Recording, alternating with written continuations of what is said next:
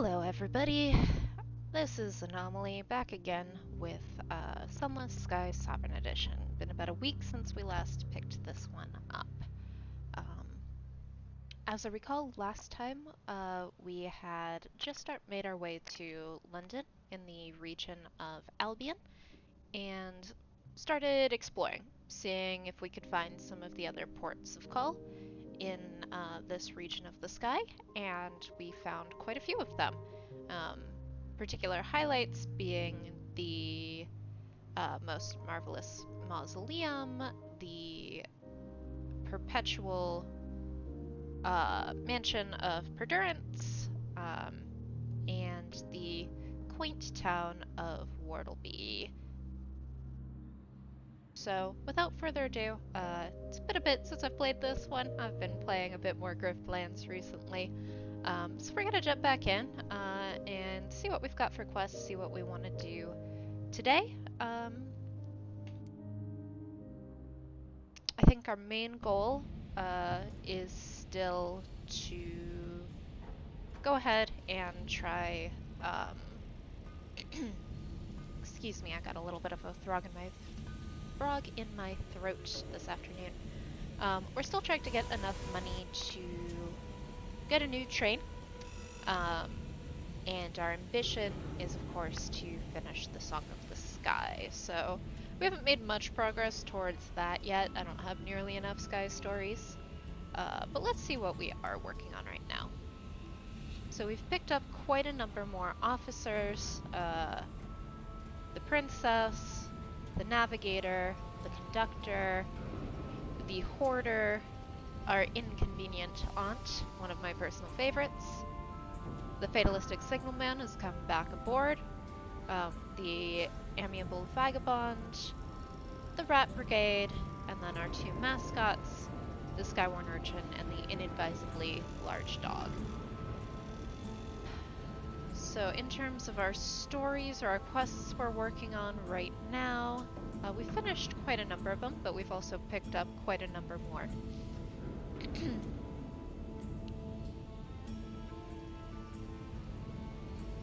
So we have some opportunities. We have to go hunting. We're learning about our incautious driver who wants to go to Old Tom's Well, but currently they're actually not on board our locomotive. They're out racing for the Rochester Club on their secundament, so we'll pick them back up before we head back to the Reach. We have the stuff for the phlegmatic researcher when we go back to the Reach. We don't really know where Mr. Menagerie is right now, nor do we have what we need to purchase any of his scouts.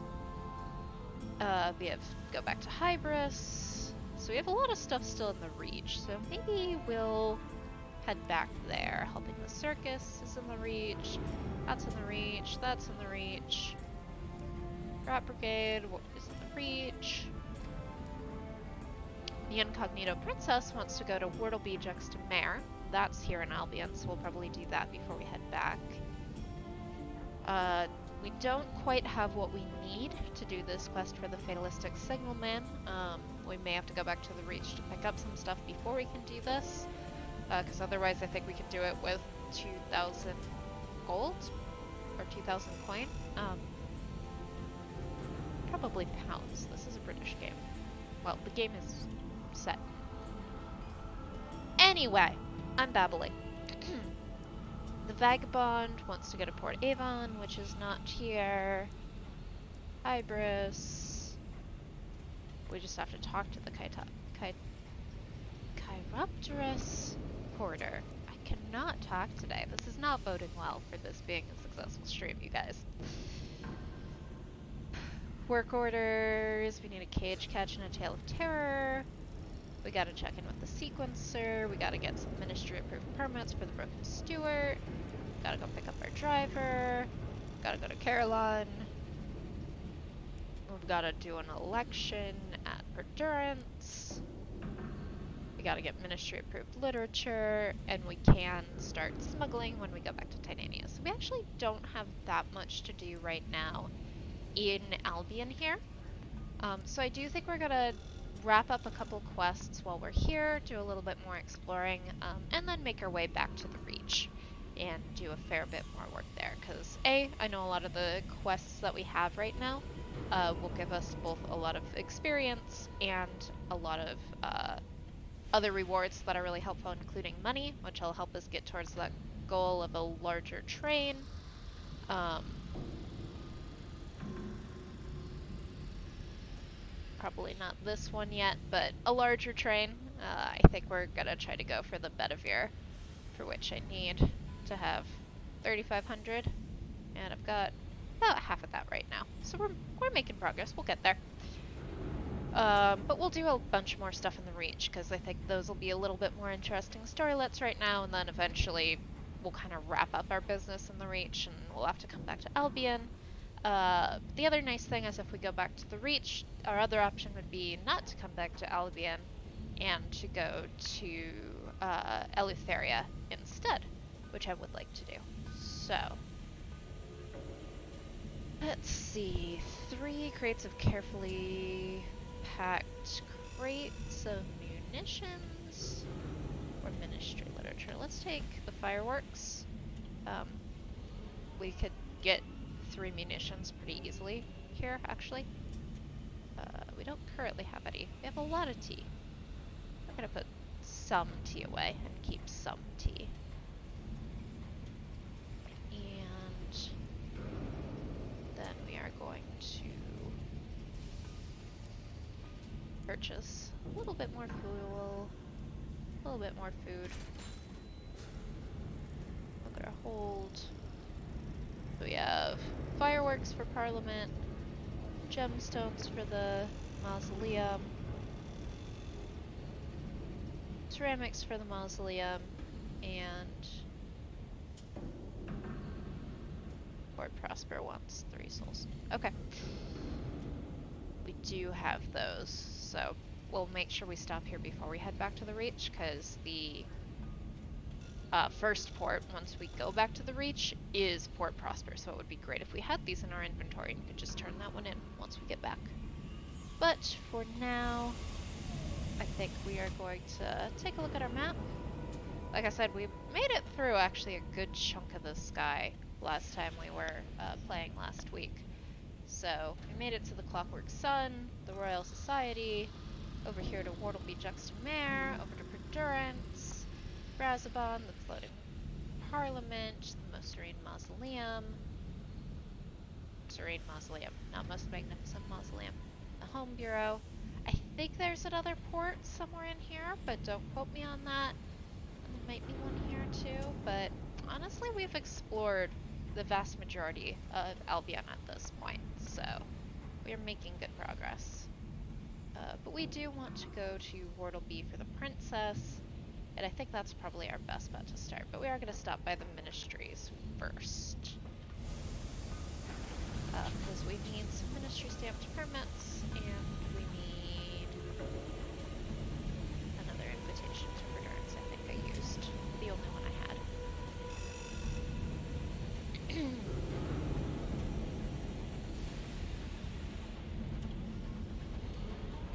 As always, do let me know if the audio is at all weird, if my mic is clipping or popping, if the train is too loud. It usually remembers my audio settings, but not always.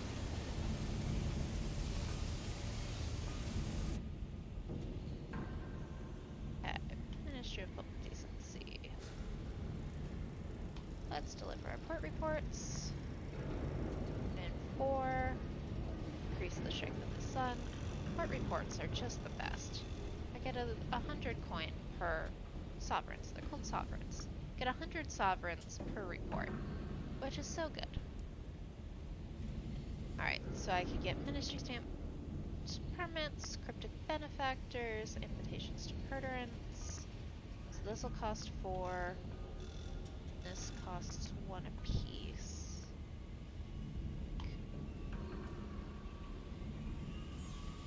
That was only cost 3. Beautiful.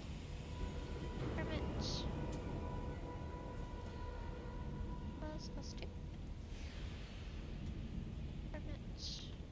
well, I don't have quite as much as I thought I did. I would have liked one more permit, but that'll be enough permits for now. Alright, so I'm gonna see if there's a way to go direct across instead of all the way around here, because this is kind of silly. We shouldn't have to go all the way to the Red Whale Society to go to Portalby. Let's go on an adventure and see what lies in the dark.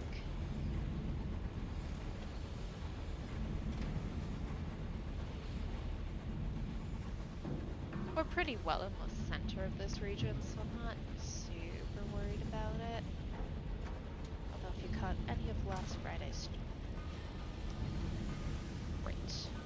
This is a wall.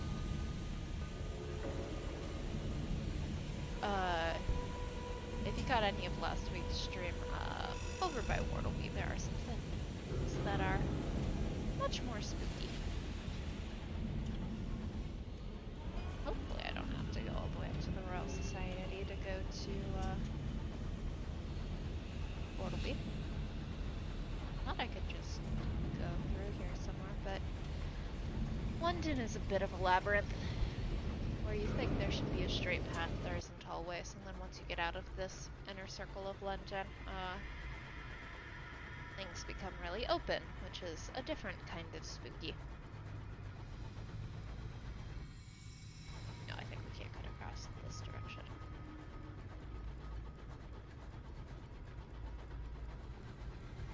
Lots of ministry monitors.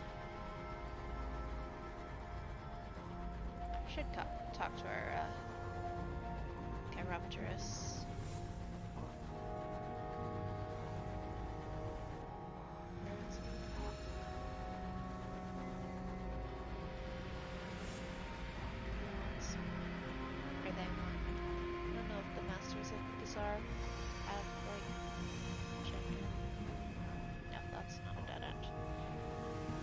If you're paying attention, it's actually really easy to see where you're going to run into a wall because obstructions will block your headlamp, whereas things you can go over, like your light will shine through.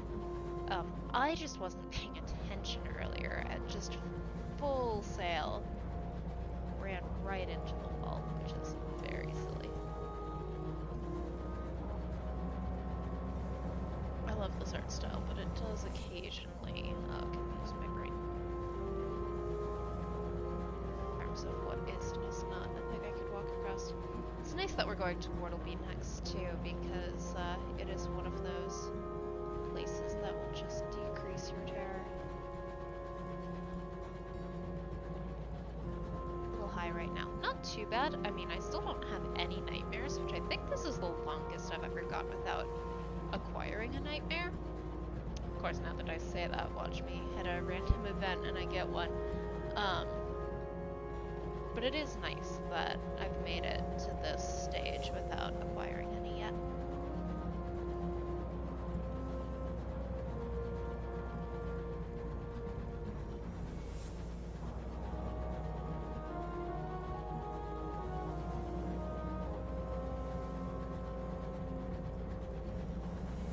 House of Hughes. Excellent. Apparently we didn't hit the marker the first time we were here, which is always disappointing. It gives you a lot of experience for finding big places. Alright, so we'll do the pier in just a second, but first we're gonna go ahead and acquire a new facet. So as usual, most of our choices are the same, but we do have some new ones.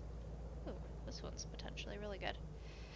A promise of days. Her Majesty offered the earliest pioneers to enter the heavens a grant of 30 years if they would build houses and necessities for those who would follow. From mirrors, iron, and a sky story, or mirrors, veil, and a sky story. Yeah, let's grab this. You were one of the first through the doors to the sky and accepted the offer. How did you spend the Queen's hours? In toil. You helped lay the foundation of London. You dug its sewers, laid its streets. 30 short years to forge an empire from nothing. I think that fits well in line with our captain here, so we're gonna go ahead and take that one. Iron is getting pretty good. We're up to 45 iron. And with our companions, we've kind of mitigated both our mirrors, which are actually quite a bit better now, and our veils, which are awful. We cannot lie to save our lives, but we could do everything else pretty well at this point, which is great. Workers in neat uniforms guide your locomotive to rest. Tourist engines rest alongside trading engines. Crews trade gossip and delicacies. Signs and block capitals make it abundantly clear that this is a place for pleasure. See what's lying in the mists. We had room.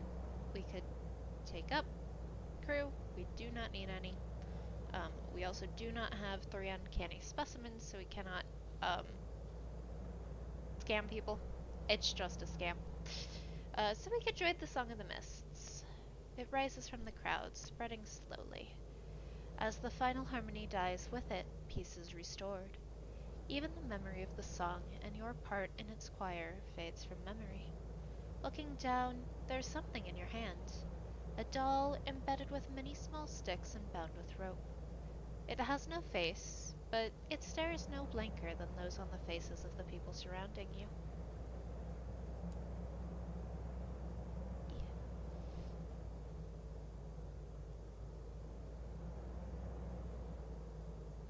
So, lots of ways we could gain access. Since we've been here once before, it will not again be free, but we can go in pretty easily. Could spend $250, but no thank you. I also need my permits for a lot of stuff right now, so we're going to queue for the Pauper's Pass. This is the time-related one. It's been a while since we've been here, so we could probably get in this way. A child stares at you without blinking, delicate tentacles laced with her mother's fingers. After a few moments, she tugs on her mother's wrist and the two touch their heads together to whisper, their voices like the hiss of the surf. It is time. A drum roll is performed by a smugly beaming child in a bright blue uniform. A maternal figure, similarly attired in cobalt, counts off those at the front of the queue. She reaches you, then 3 behind you, then stops. That's it. The rest of you will have to come back for the next lottery.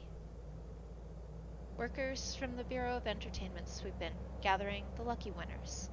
A man and a woman appeared beside you, both exquisitely dressed, their smiles well-whetted knives. Come, come already. The courtier doesn't like waiting. You need an outfit. Come, come, come. Spooky.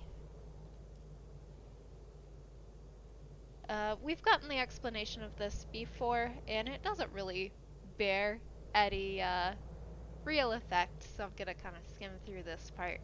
But we are going to get, last time we got a hat as, you know, the perfect first choice, but this time let us get a dress, or a dress shirt, or both. The couturier deploys 2 gangly youths, both pale with eyes like the death of the day, sunset colors to complement their uniforms. I hope you won't mistake this for a common establishment, Captain. Wear anything you like. There are no rules here. No matter what you do, it feels like the courtierier's assistants are there first, whisking your picks away to resize for your frame. They tug and tease at the colors, lace up corsets with grace, adjust folds and hems so that every angle cuts like a cruel word. When you finally dismiss the youths, the couturier considers you for a long moment. He turns to a wardrobe and hands you several garments, all your size. Once you are dressed, he dismisses you, shooing you into Wortleby Juxta-Mare.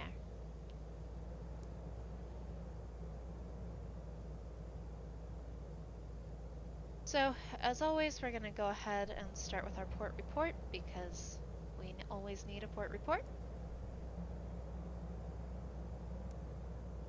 And then we have our quest for the Incognito Princess, which is the main reason why we've decided to come here, although we might find out some other interesting stuff while we're here. A series of somberly clad people with scarves and aggressive rhyme schemes gather around a public house. This must be the meeting place of the celestial-inspired poets the incognito princess wishes to see. You squeeze in the back. There are rows of serious young folk before you. The poets take the stage to chart their woe at the working classes' plight. Or at least, that's what you presume from their gestures. They're inaudible over the clattering of the clattering classes. The incognito princess is pressed against the back wall. She ignores the rats who assemble to paw worshipfully at her feet. I would rather be closer. So, we don't have great chances with either of these, but we're gonna use our iron. The pen is mightier than the sword, but your elbows are surely mightier than a poet's feeble body. Hooray! A little burly persuasion gets you to the front. The princess follows in your wake. You look up at a poet staring into the middle distance, describing the misery of the hour looms. Slowly, he becomes aware of the incognito princess, stutters, and changes tack, hailing Her Highness in celestial verse. Soon another poet steps onto the stage, adding her own thoughts to how extraordinarily well the princess compares to the first day of spring. Then a third, then a fourth. The princess takes a break from the attention of the poets and turns to you. I will meet you back on the locomotive, she says. So, we have a choice. We could either see what she's up to, or we could leave. We're gonna leave. Perhaps you've missed a famous opportunity in departing, heading towards the promenade and more civilized citizens. Perhaps this will be a legendary evening, and a true flowering of a movement? Perhaps in years to come, friends would offer snuff and brandy to encourage you to talk about that time when poetry was alive and new? Perhaps. When you walk away, you can't help but note that the raised voices sound less like cheers and more like anguished screams. Sunless skies is a horror game. Alright, and now we have a chance to just explore Wortleby, which is always fun. So, we are going to go to the beach. Interesting. This is a beach. Of course it is a beach. What else could it be? It is a stretch of pale particulates and roiling mists. The air smells of salt and things that mummified in the sun, of cinnamon and licorice.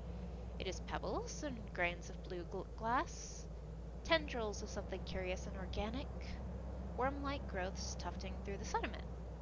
This is exactly what beaches are. But something about it is still disconcerting. But we're not sure what. For the flash of a heartbeat, Wortleby Juxtamare peels normalcy from its smiling face, and you see everything. Everything that it was, is, could be, and had been in 1,000 nightmare dimensions. Or maybe you'd inhaled some airborne hallucinogens. It's hard to tell sometimes. Spooky!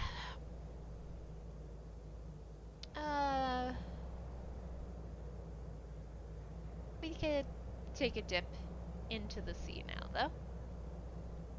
The most adventurous of pursuits, a dip into the mists of Wortleby Juxtamare. It'll ruin your clothes, but sacrifices must be made. You are lowered into the mists, a rope around your waist. If it kicks up a fuss, just kick it in the face a few times. You'll be fine. Wait, what was that he said?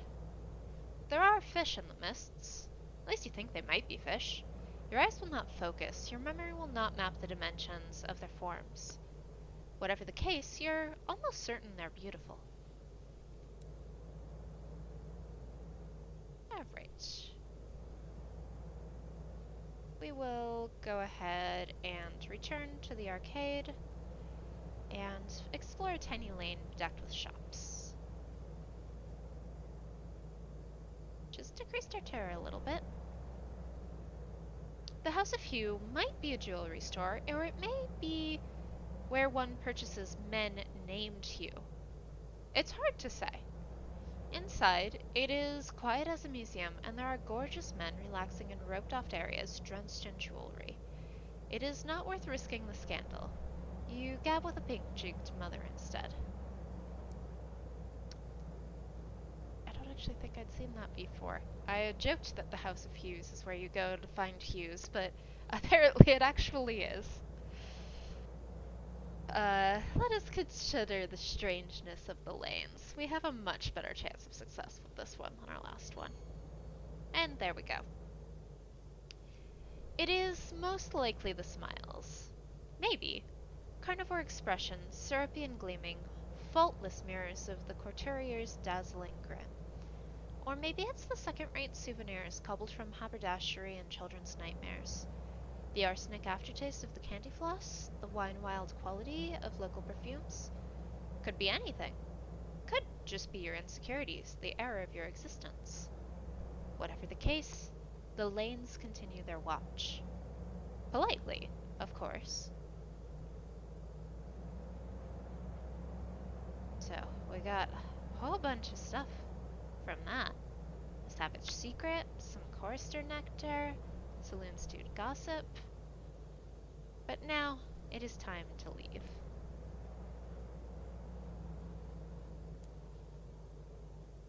We could try to re-enter with either money or our permits, but like I said before, I don't want to use those right now because I want them for other things. We could pick up the ministry-approved literature that we need, but we can only really fit one of them in our inventory. We currently have 11 things. So we're gonna pass on that for now. Both our fuel and supplies are fine. So I think we are just gonna keep going on our merry way. We probably should talk to our incognito princess, though. About whatever the heck that was.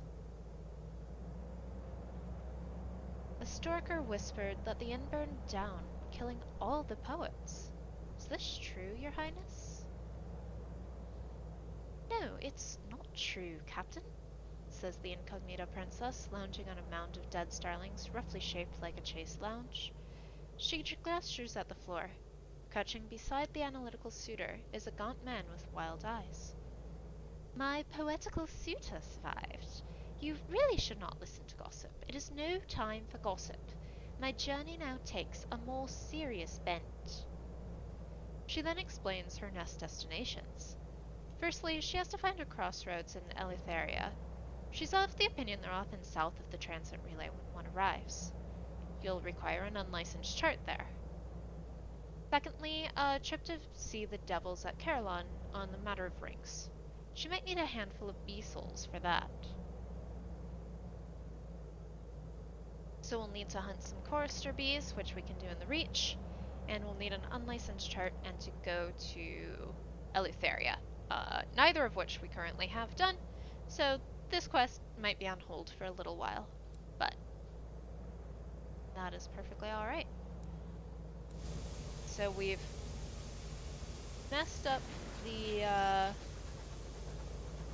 engineers of Perdurance, and we've burned down an inn full of poets in Wardleby, but I'm sure everything is fine. The incognito princess is not spooky at all. Alright, so we are gonna go down to Perdurance, hopefully without running into too much else really spooky. St. Anthony's Lighthouse is spooky. Although they did want tea, and we do have tea now. We could also go do the spooky thing. That is always an option in this game. Where it is? St. Anthony's Lighthouse.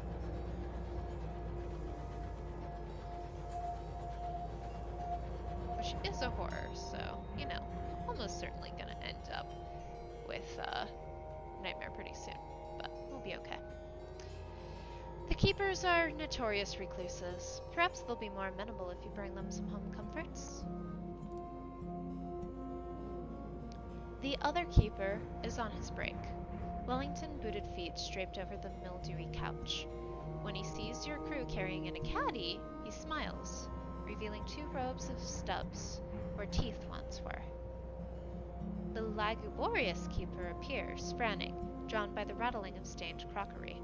Grudgingly, he sits and permits the other keeper to serve him tea in a chipped cup. They drink in resentful silence.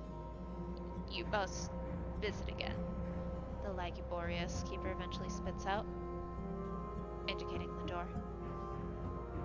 The keepers are aware of you now. They will remember your face. Very strange.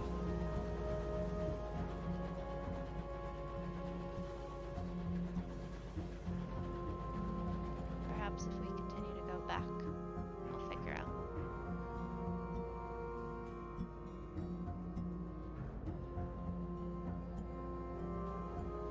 So we could reduce our terror by 50, increase our nightmares, make a pact,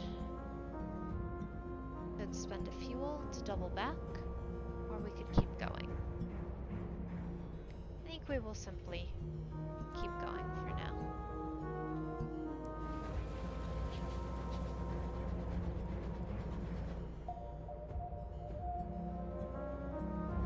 Did I make it to Endurance? 14. Ugh. Except we ran immediately into a dead end. I do not have a saying. One of the reasons why I'd really love to have a larger locomotive. Make it easier to get a saying or butchery or one of the other special things that lets you interact with more of the randomized stuff that appears in the sky from time to time. Gonna go past Rabbit's Run. Oh, I don't like that. Uh-oh.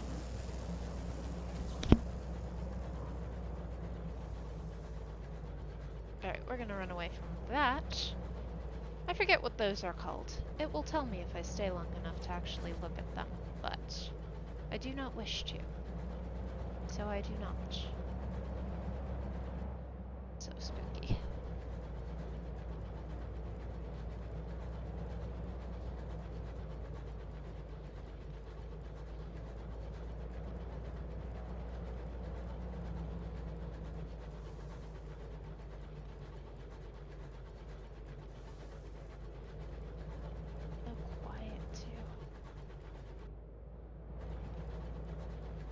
That's alright, we're almost to Endurance, and then it will cease to be quiet. Yeah, we're basically here.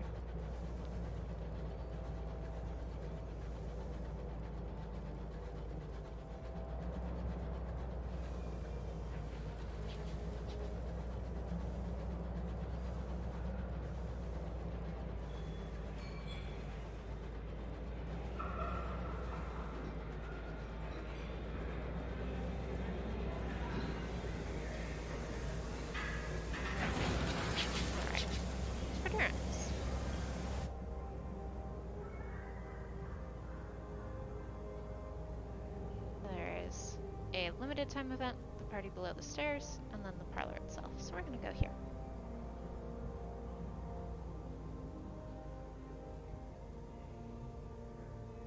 Let us take tea with the butlers and maids.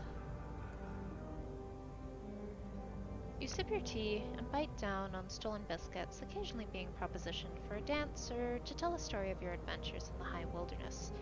Soon enough, however, the bell rings. Upstairs, Perdurant's perfect day begins again. Down here, everyone sighs and readies themselves for the hard work. We do want a port report, because we always want a port report. So we do also, I think it would be cool if we could become an MP and actually start getting involved in the politics with the floating parliament. We may not succeed because our Veils is not great, but we have about a 30% chance of success, so there's not much harm in it. I don't think we'll lose much of a Veil. So let's give it a shot. Alas, the polls are not in your favor. Your opponents appear to have the will of the people behind them. Fortunately, it's a long way from here to Parliament. You suspect it will not be long before the winner tires of their new position and steps down. So, we lost the 50 sovereigns it took to participate, but we can make that up pretty easily here. So, let's do the Half-Light Mask while we're here. But that is good to know that I don't actually need invitations to Perdurance to participate in the election. So yeah. I'm gonna kind of skim through the text because Perdurance doesn't change a lot between repetitions. It is in fact supposed to be a repeating perfect day. But anything that is new, I'll still go ahead and read through.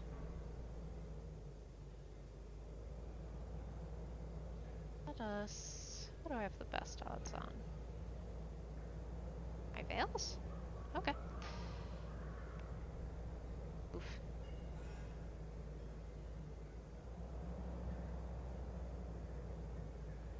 The chaperone suddenly, loudly insists you are standing improperly close. Apparently several feet and 7 of 8 layers of crinoline and wool between you and them is insufficient. You take 2 additional steps away, which renders conversation impossible.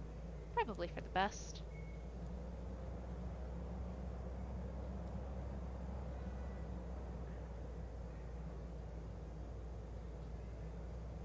Still my best odds, though. A partial success. This time we'll laugh at the WT's awful joke.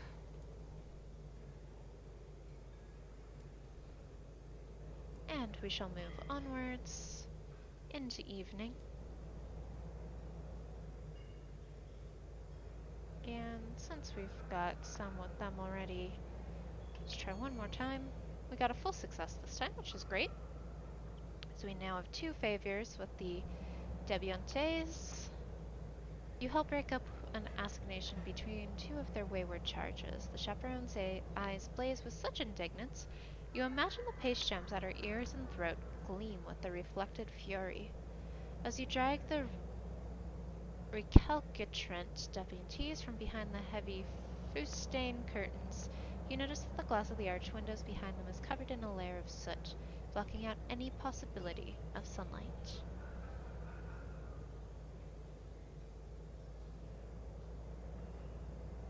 So we will move onwards. Our time in Perdurance is at an end. And we've made an impression, which has helped our terror and given us a little bit more gossip and a little bit more experience. Eventually I do want to actually successfully balance it out so I have equal favor with both groups to get the chaperone's request. But that won't happen this time because I only had 1 invitation. I don't think I need Immaculate Souls. No, I need gemstones. And I could get Ministry Approved Literature, but I don't really need it right now, so. I mean, I do, but I need 5 of it for literally the opposite side of the map. I need to take 5 of it over here. And that's just not gonna happen right now because I need other stuff more.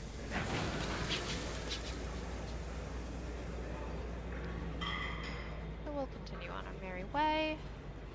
Oh, there's a fight. Is there a fight? I don't want to fight. Probably going the wrong way if I don't want to fight. Stay focused on the ministry monitor, which can mess you up and don't fight me. Oh no. Crap. Ouch.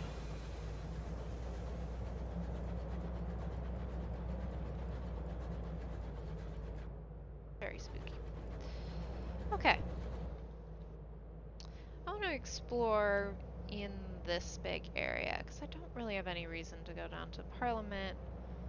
Work World would be nice, because then I can go to the Mausoleum. But I want to explore in here and maybe work our way down to the Work World. Because I'm trying to remember if there's one more port, and I don't really know. Ah, jeez. apparently there's just a bunch of enemies. Great. I don't like the implication that there's scribe spinsters here either.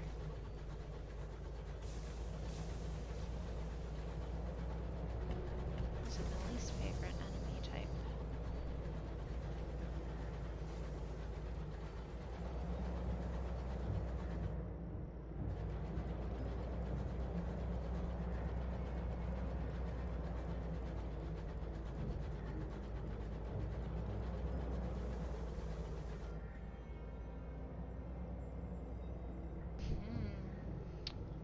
It is late, and you are alone.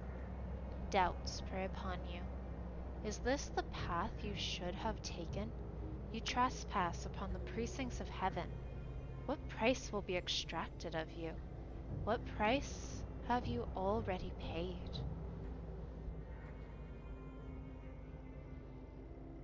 Oh.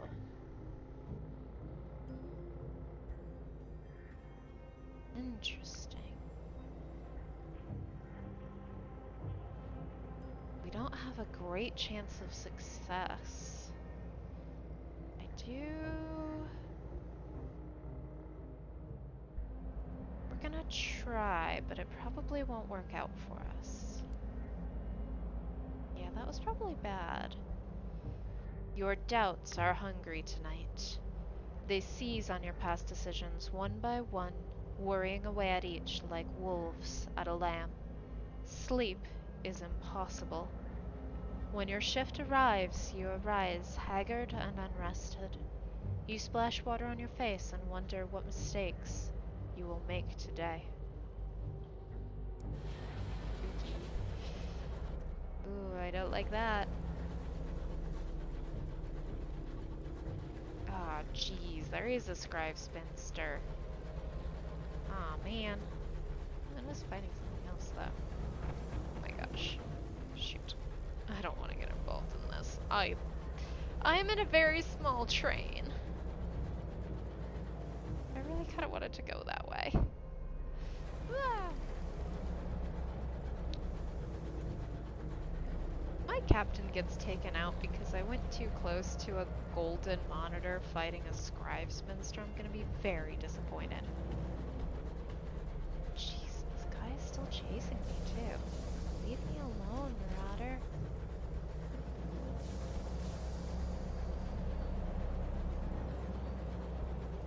Let me live. There's nothing good in here, is there? This is just bad. Nothing in this darkness. Ah, whew, you missed me. Oh, I'm gonna crash though. Shoot.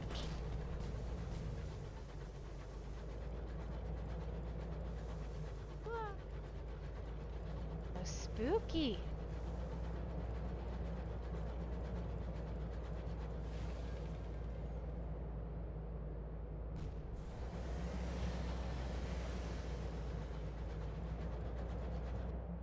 It's cool though.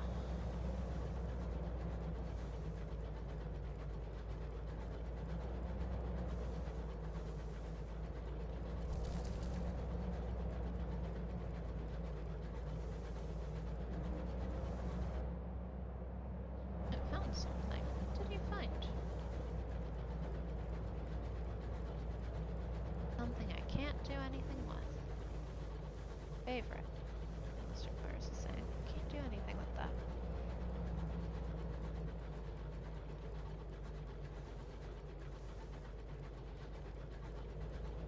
Man, I just love the atmosphere of this game. It's so spooky. I mean, look at the detail of this, like, of this machinery. It just looks like it's falling apart. It's barely holding together.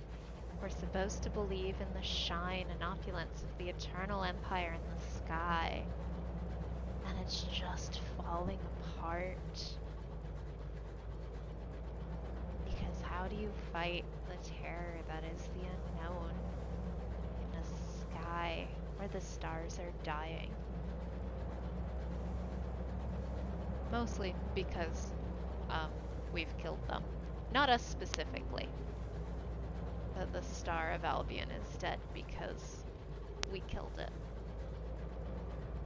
And it's just such a fascinating concept. Like, all throughout Fallen London, um, the story of what's happening is so unclear and so much bigger than you, the player. And you can try to figure it out, but you may not survive the experience, and you certainly won't leave it the same way you started.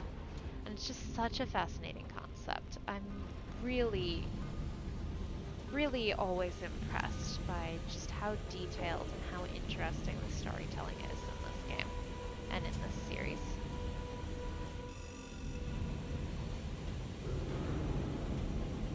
But we managed to work our way through, uncovered a lot of the darkness. We're back in relatively safe territory, although that particular path is one I'm probably not going to take again because, oh boy, was there spooky stuff.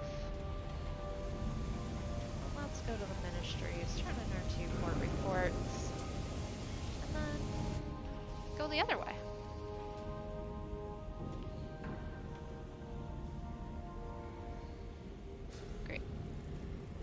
Yeah, now we can get our 3rd ministry stamped permit, which is good. Because I need 3 of these when I go to the Clockwork Sun, which I think I'm gonna go Royal Society, Clockwork Sun, and then around into the left side of the map. And then, yeah, head back to the Reach. Did I finish a quest for you? I did. The Chief Orologist looks almost pleased to see you. Ah, apprentice 3rd class, you're back. Good. I trust you are ready for your next assignment? I don't think that's the voice I was using for this person before, but that's okay. These careless colonists. We've been getting deliveries before they're even been sent. Chronologically speaking, I mean. Wind your pocket watch and get them back on track. So, yet another quest at Carillon. I think I know where we're going once we get back in the Reach. I think all my quests are in Carillon right now. And I don't think we have what we need for him. Next, we need a caged catch, which we do not have. Okay. But before we make our way up to Whatsabajigger, we are going to go ahead and stop into London and resupply this. Alright, I think it's time. I think we need to reduce our terror by 50, but increase our nightmares. And it's not going to be great, but again, we're looking at heading back to the Reach, and we can always go to Magdalene's to help deal with this. I think I like the waste waif, so we're gonna try for the waste waif. Oh, good. A simple rite. Open windows, shivered words, a wind welcomed in. Is it a comfort to know you are not alone? To be watched by one of the capricious gods of the turning sky? Their attention can draw other, unwelcome things. So we've mitigated some of our terror. Not in the best way, but it's mitigated. But we do now have a disquieting nightmare. And the waste waif is watching us. And here are the consequences of our actions, right around the corner. As you attend to your paperwork, you feel the insistent crawl of watchful eyes on the back of your neck. No one is behind you. It would be impossible, ridiculous even, to entertain the notion that someone is behind you. By turning your head, you'd be acknowledging that it's possible that someone is behind you, which it isn't, so you won't. You hunch over at your desk, working furiously in an attempt to overcome the lingering unease. It doesn't work. By the end of the night, your papers are in ink-splotched disarray, and you have a thumping headache. Come morning, you discover that you jotted the wrong numbers in the wrong columns and accidentally signed off on the jettisoning of some supplies. It's too late to undo the damage, unfortunately, but you make a mental note to avoid working under such stress. Luckily, we are right about to go buy more supplies, so we are okay with that consequence of our actions. It is not the best, but it is far from the worst. We will not starve with the 66% of one crate, because we do not have very far to go.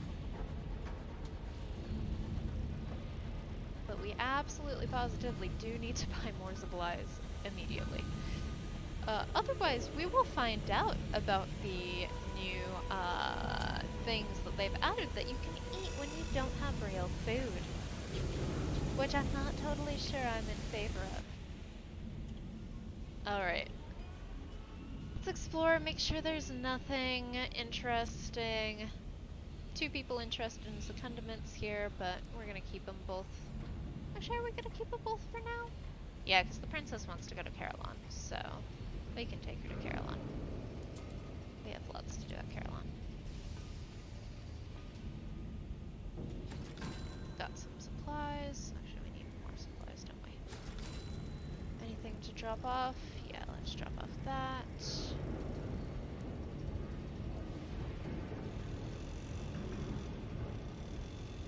And we need the bronzewood and the cryptic benefactor, both of which we can get. It'll just have to be on a later trip. Luckily our terror's also gone down a whole lot because we've been here in London as well. Docking at the central port once a month gives you a pretty big terror reduction, which is great. Augmentations, we could, but I think we're not going to right now, because really what we need is our Bedivere class. Why does the price on this keep changing? I don't understand. Maybe because my train is in bad shape? Is that what it is? If I repair it?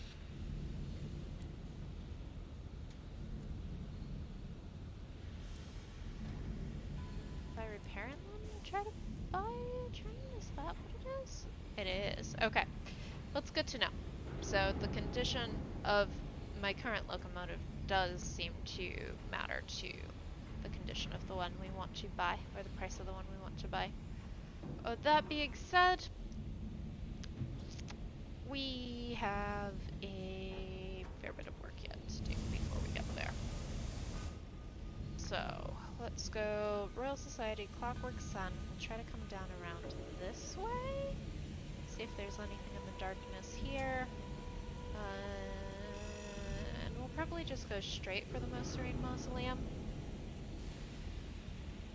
We could go around the other way.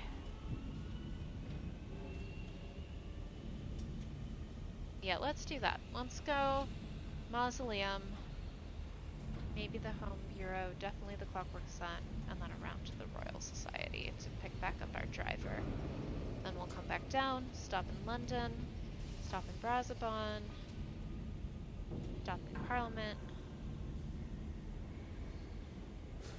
Maybe we'll just go straight from London to the transit relay, go back to the Reach. Haven't decided yet. We have options.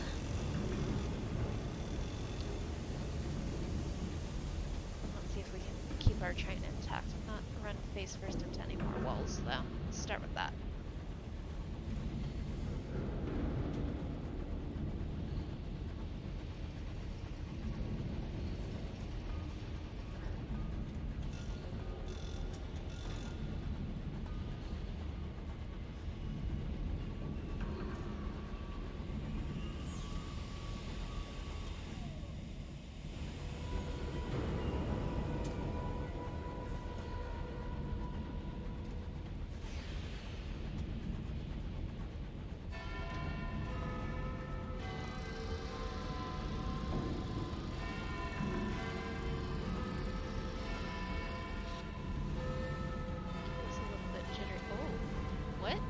That was spooky. I didn't like that. Oh no. Yikes. Yikes, yikes, yikes, yikes, yikes. So that is a guest. We're not a fan of guests. We'd like them to leave us alone, please. That was a convenient corner. don't like that. Don't like those. So those exist both in the Reach and here in Albion. They may exist in all regions, but they are very spooky. I I'm not a huge fan of any of the combat in this game, but I am the least a fan of fighting those because they spook me. Uh, they have a really large like spray when they attack, so they're really hard for me to dodge. And they take a lot of hits, and I do not have good guns, especially right now, but in general, I tend to focus on increasing hull and cargo space and a little bit less on making sure I can actually succeed if I do get stuck in a fight. So yeah, not my favorite. Very spooky. Alright, we are in the graveyard now. I don't actually know that this region of the sky is called the graveyard, but that is what I've always called it. I don't have a saying. I wish I did. Oh, maybe I can go around the other way. Don't mind me just wasting fuel.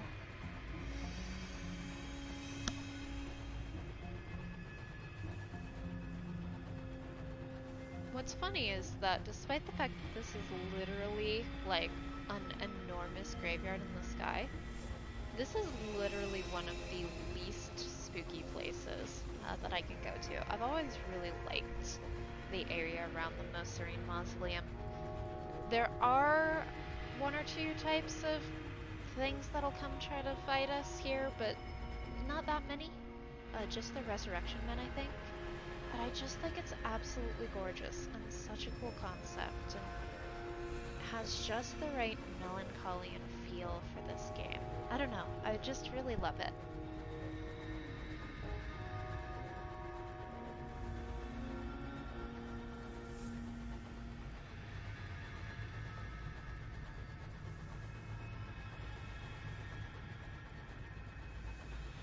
I went around the longest possible way. Excellent.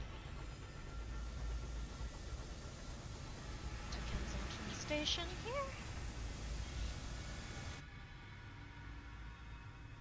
The soaring spherical heart of the Most Serene Mausoleum, constructed over the cooling embers of Albion's murdered son. The mausoleum was built to house London's most glorious dead.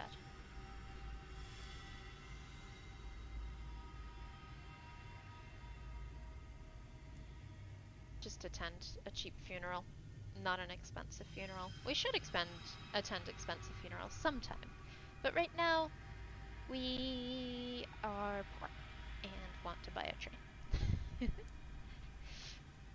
Okay. Of course, a port report, as we must. So our aunt has a secondment wherein we inter her at the mausoleum as one of the deathless. We are not going to do that yet. Do we have a quest for our aunt? I've done it before and gotten absolutely no rewards for it because she basically immediately left to go to Wartleby. But I don't know if that's normal or not. No, she wants to go to Caroline. We're gonna keep her until after we go to Caroline because we're planning on heading back soon. Can approach the Deathless. Attempt to meet with the macabre counselor. Oh, and we succeeded! Look at that! The counselor advances through the nave like an old spider trespassing on a rival's web. Her dark eyes dart, and her fingers curl and twitch. She notices your gaze and approaches lazily. A footman moves to intercept, but she holds up a hand. He pales and retreats. She begins by quoting Keats at you, Ode to a Nightingale. She surmises you've encountered death in the skies, known for its easeful touch on your cheek. She proceeds thusly for some minutes, lingering on each crewman fallen, each cold burial in the dark. Then she smiles suddenly, and bids you a pleasant day. Understandably, we've gained 5 terror, but we've also encountered one of the Deathless Courtiers and gained favor. And she has a request for us.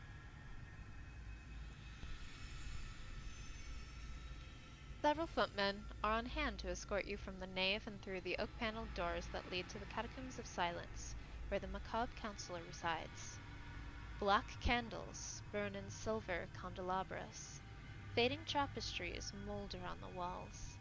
In glass cabinets, bones of saints and sinners are displayed with gloomy relish. The macabre counselor is in a maudlin mood, regaling you with stories of her youth and wistfully musing on past regrets.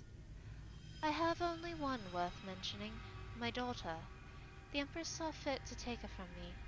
As a punishment, I suppose. She could be terribly petty, could Vicky? She examines you speculatively. I wish to have my daughter returned to me.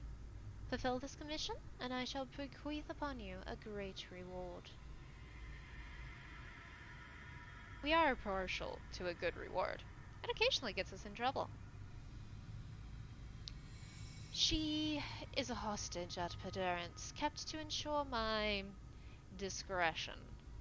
She hands you several charcoal sketches of her daughter, a pretty, presumptuous heiress with dark eyes, and a curly lock of her brown hair. I have an agent in place to assist you and conceal my daughter's escape. You will need invitations to access the Half-Light Mask, to effect a rescue. I only have 3 on hand. It is likely you will need to secure more. Your mind returns to our use of the word hostage. An odd choice. Perdurance is said to be a place of endless delights, where the children of society's elite dally in luxury. Surely it shouldn't be too much trouble to rescue one spoiled, presumptuous heiress from the lap of opulence, even if it is, as it were, the Empress's lap. So we now have 3 invitations to go try and rescue the counselor's daughter. We can also try and speak with the Dismal Chamberlain. He has seniority of the Belcher and rarely meets with visitors.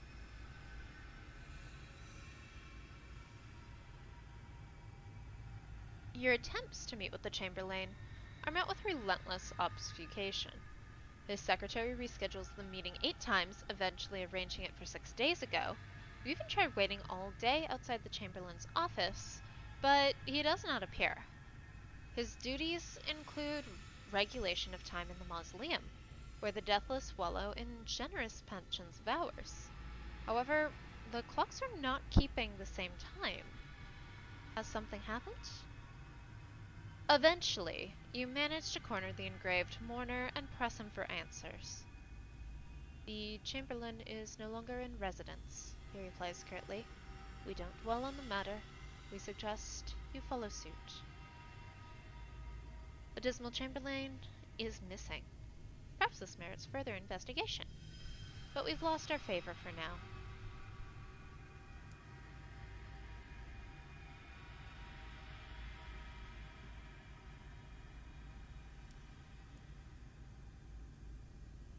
We do not have our nostalgic crockery yet. We do not have these gemstones. We can go get nostalgic crockery. It's not actually that far away. Oops. Or we can get another fuel and another supplies. So the one place I know for sure, has nostalgic crockery would be if we go down here to the floating parliament, which isn't a bad idea, but it's kind of the opposite of where I wanted to go, which was the Clockwork Sun.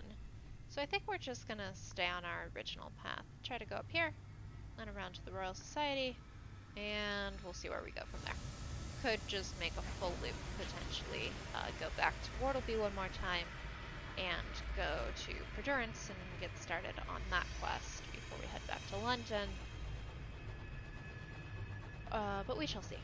For now, we shall go north. In as much as the sky has a north.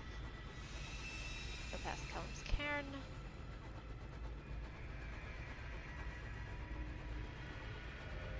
Go past all the graves.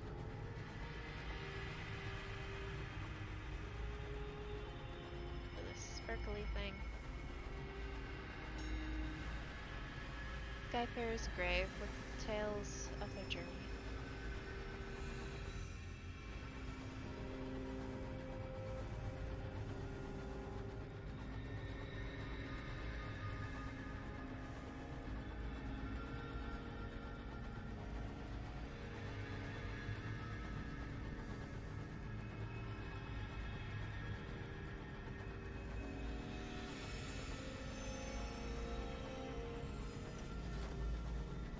Enjoy the music there for a moment.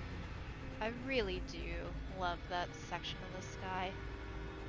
It is so melancholy and so pretty. It's just so impressive how lush and colorful they've managed to make Sunless skies. If you've ever seen Sunless Seas, it's a fine game. Like, I really liked Sunless Seas. I put a lot of hours into that one too. It is also a very nice game, but it is not as pretty as this one is. Humble wooden coffins pepper the sky here. This is a Belize acre, a pauper's graveyard. There is little room for the dead in London. Aw. A hush falls as coffins pass by the windows. The silence is broken by an insistent scraping against the hull. One of the coffins is floated too close. A few words are necessary to assuage your crew's unease. You remind all present that if it were not for the competence and efficiency of all aboard, a cold grave in the sky might have been all your fates.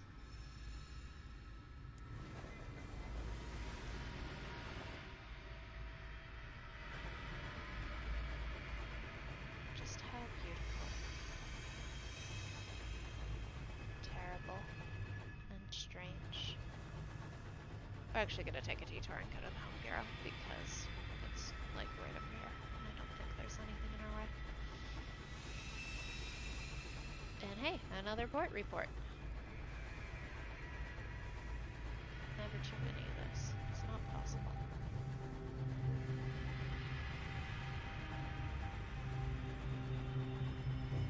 Ooh.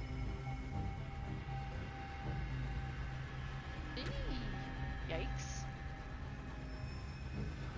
Yeah, you two keep fighting each other. Don't worry about me. I'm not bothering nothing.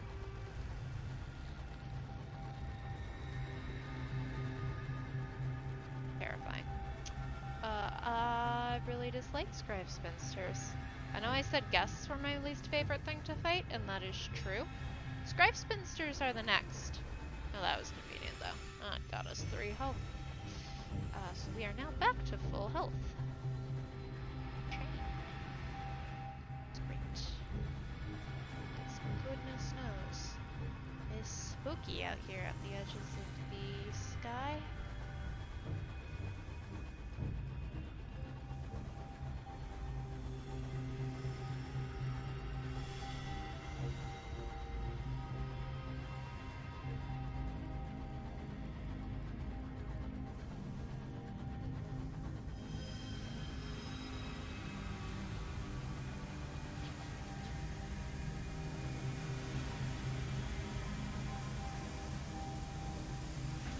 Didn't really go in that port in the right angle at all, but that's alright. We made it. Oh yeah, I forgot we left our Repentant Devil here at the Avid Horizon as well. But we could stop by the Market of Truth first. Oh, we can get a caged catch. I'm actually gonna do so because we need one in London for the Ministry of Public Works, and I think we will more than make up 150 sovereigns doing that. And if we don't, so be it. I'll have learned a thing. What are you up to? Nothing. Port report.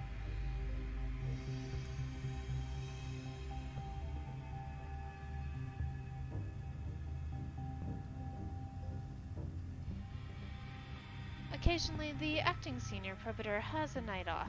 Then the detainees are permitted to throw a small party. Biscuits, some of which are not stale, champagne, flat, and light ale, inexplicable, have been arranged on trestle tables. A few detainees wander about the drawing room avoiding conversation.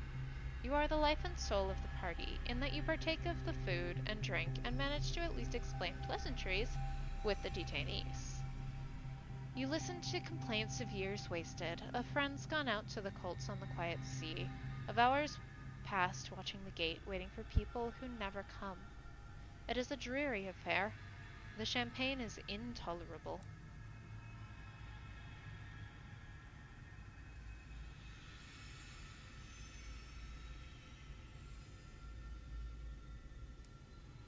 That is what we can do here. And our stores are full, so we'll continue on towards the sky, or towards the sun. We are in the sky at all times.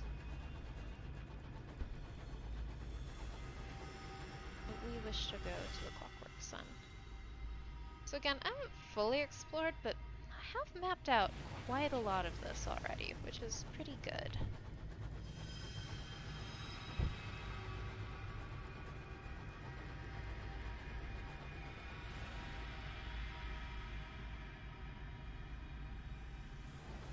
Got stuck. There we go.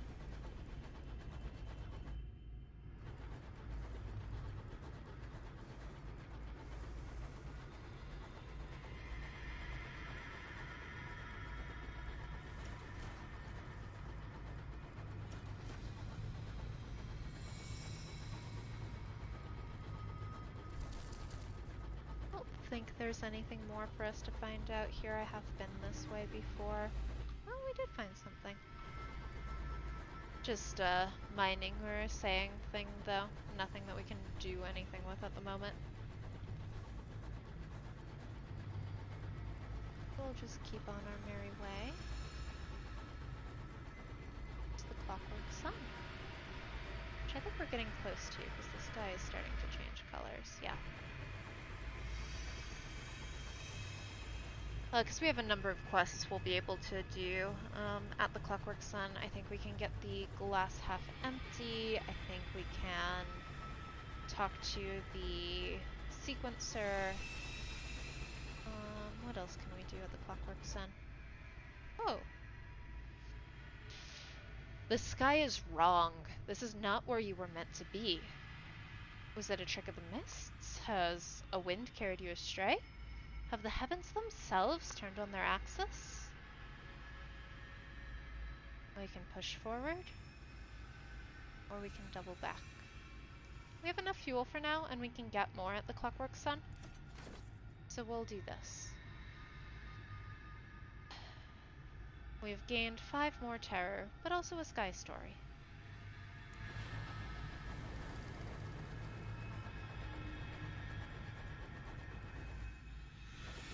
Probably would have been cool to try the risky one, but at the same time, I think failure might incur the wrath of the gods of the sky, and that honestly sounds like more trouble than it's worth right now. I am still in a very small spaceship with very basic weaponry and very little ability to get myself out of trouble if I get into it. So we're gonna continue to play it safe for just a little while longer.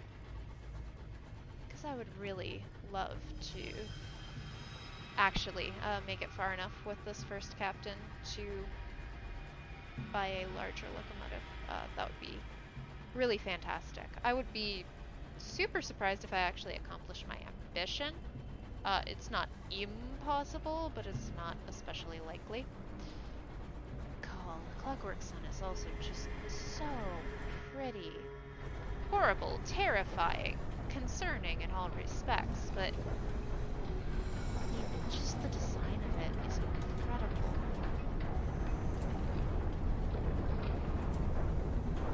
Light from the Clockwork Sun smears the windows. It's dimmed since I saw it last. Realistic sun. Says.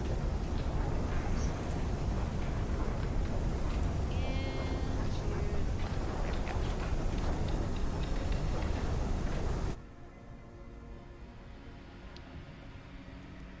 scavenge with the Dawn Rats, see if we can get some 3 fuel. Nice. Alright. Yeah, that totally makes up for that encounter, and we didn't have to spend a sovereign on it. Perfect. And let's go ahead, get our port report.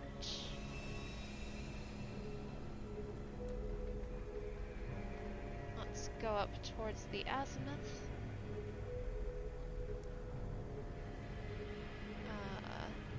Where we have completed our charitable mission. We have successfully delivered the manuals to Brabazon, no doubt transforming 600 lives for the better. Now they just need some bow ties. The sequencer claps his hands together. I can just imagine their smiles, he says. And oh, their wide, grateful eyes, and the misshapen bow ties crying out for correction. He sends his orderlies to fetch your payment. There's a glint in his eye. I knew I was right about you. The sequence brought us together for a reason. We should send another package. Another crate is dropped at the sequencer's feet by his shuffling orderlies. Here we have a collection of antique but very much functional pistols, he says brightly. I was thinking we could send them to the London Refuge for the lamentably parentless. I'm sure the little mites would enjoy the thrill of the hunt.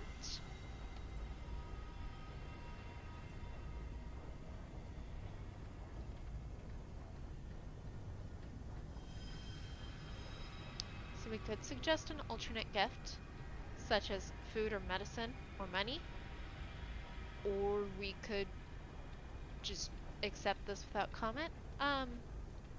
Given that he is literally trying to send these to an orphanage, we're gonna suggest this gift. Oh. A sudden look of horror. Ah, says the sequencer. You mean they don't already have those things? Oh dear, it's worse than I thought. He snaps his fingers and calls for his orderlies to return. A few hours later, your crew are carrying a package of tinned food and medicine back to your train, bound for delivery to the orphanage in London. This is a much more appropriate, well-intentioned package.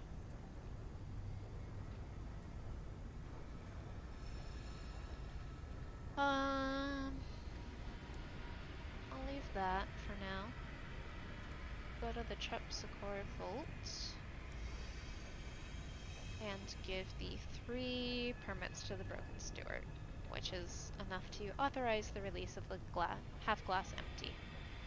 1 to authorize the authorization, a 3rd to confirm that the authorization has been authorized. The steward takes the permits, shuffles through them, and drops them straight in a wastepaper bin. Seems to be in order, she says. I don't know why we were tasked with keeping prisoners here anyway.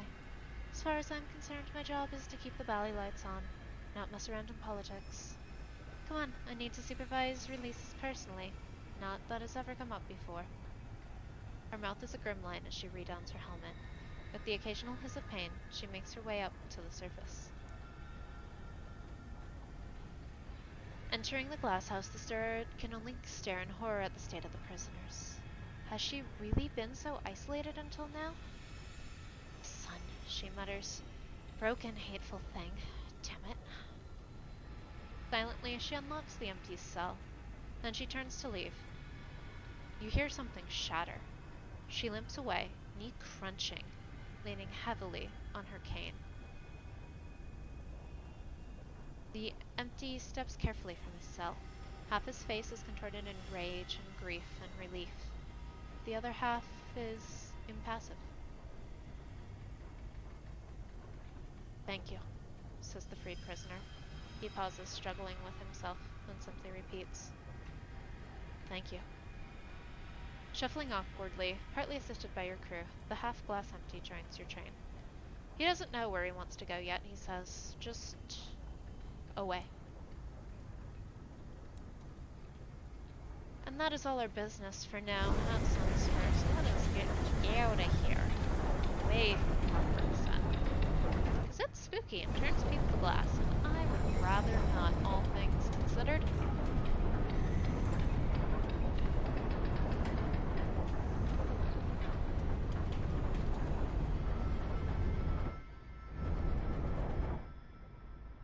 So we will continue along our way and stop by the Royal Society, I think, is the next best place to go. But I'll admire the very terrifying glass formations here near the sun while we're on our way out. And also hope we don't run into anything terrible on our way out, because sometimes this route is spooky as well.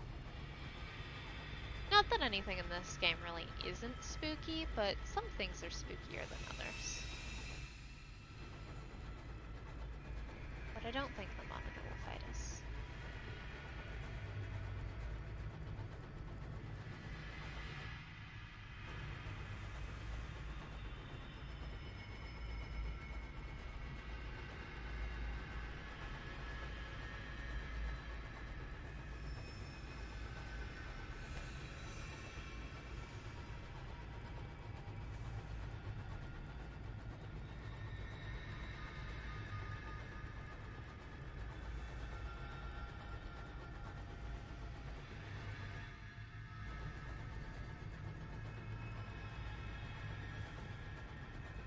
Again, another just totally different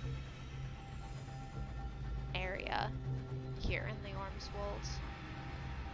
I love the dust effects and just how much it looks like you can't really see where you're going here.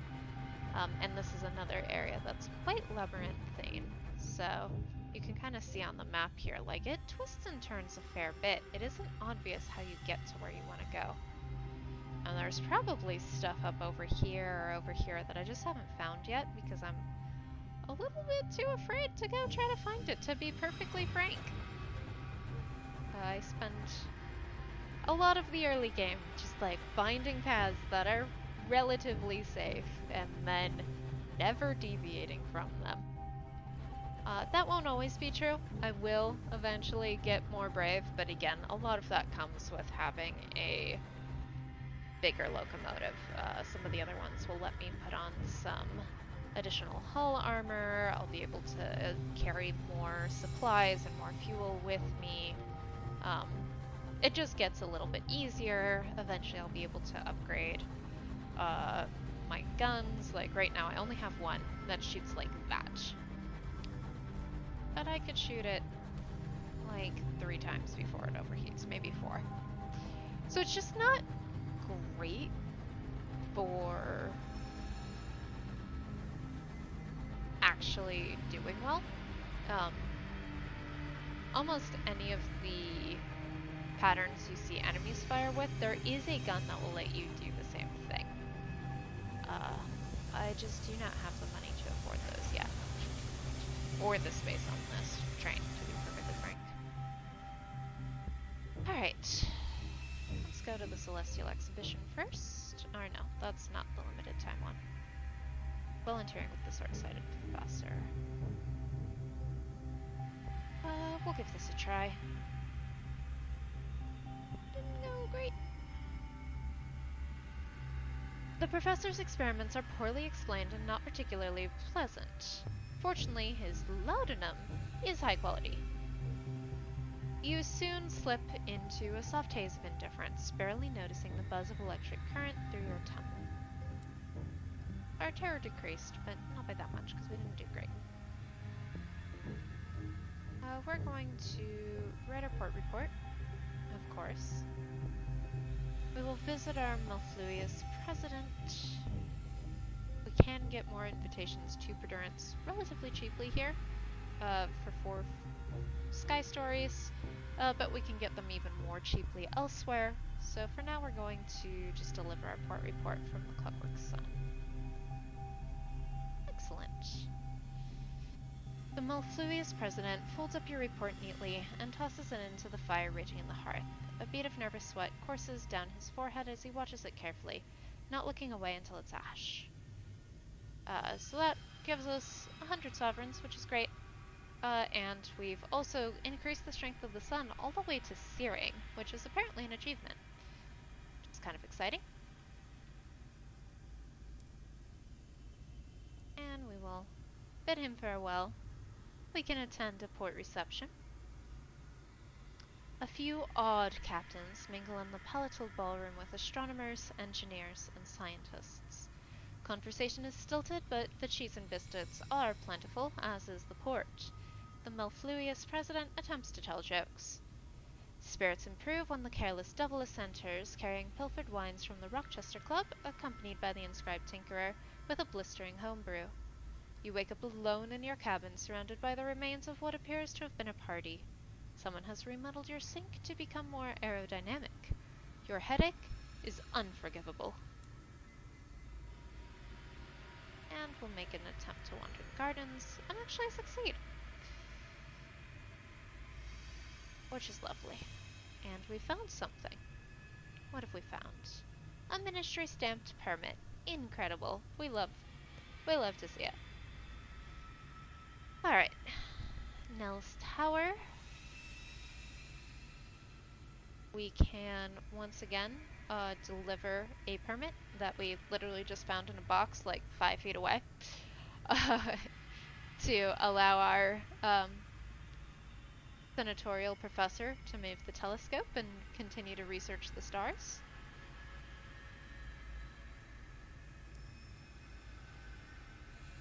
And read our patron's latest report.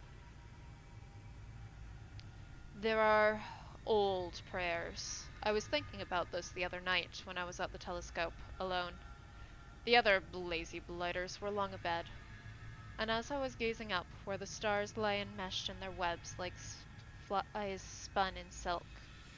But who eats them?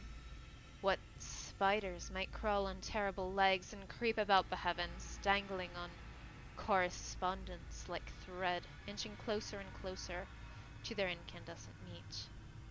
But of course there are no such spiders, unless they were introduced.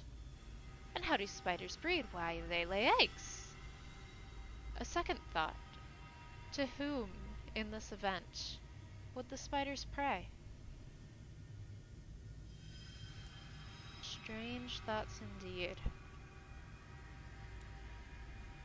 Little snippets of what's actually going on in the world here, but we don't know quite yet what is happening or what the correspondence is.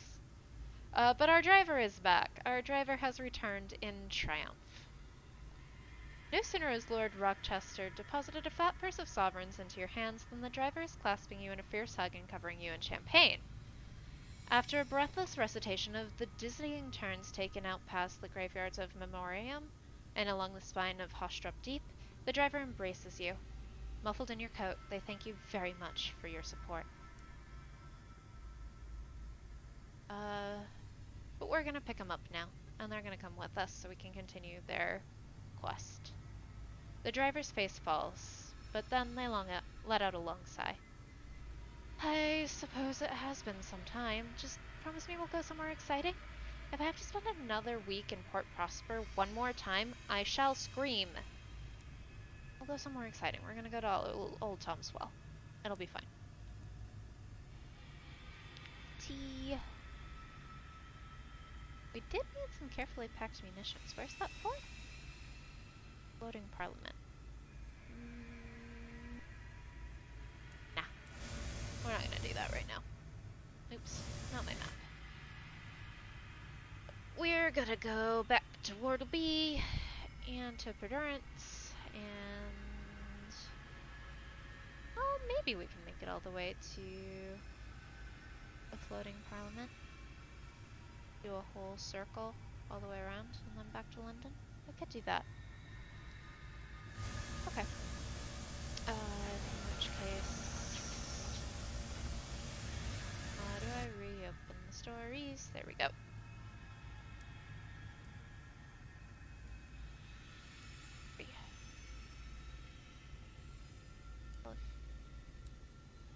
Oh, wonderful. Buy 3 of those. Because it is a good deal. Like, we will make our monies back and then some by fulfilling that. So. But for now, I go out the bottom way. Head around to Wardleby.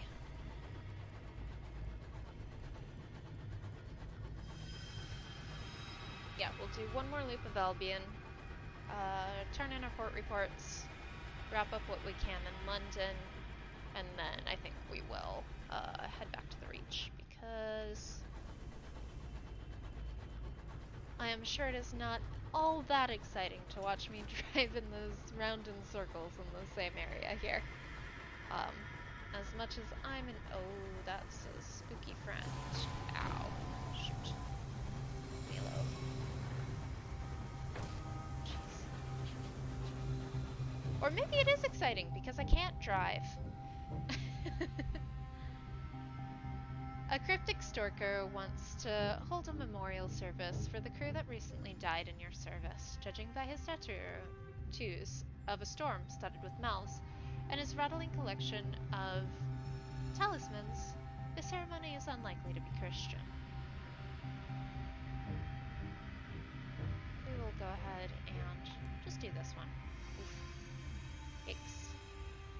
The cryptic stoker appears before the gathered mourners with his face painted storm gray and his amulets rattling like distant thunder. He speaks of a storm that remembers, his voice reeling between a croaking approximation of an old woman's voice, a shrill mockery of a child's, and a drawling attempt at high society patriarch. The crew seem unconvinced by the outlandish ceremony. Perhaps they long for the sober, plodding Sunday services of their youth.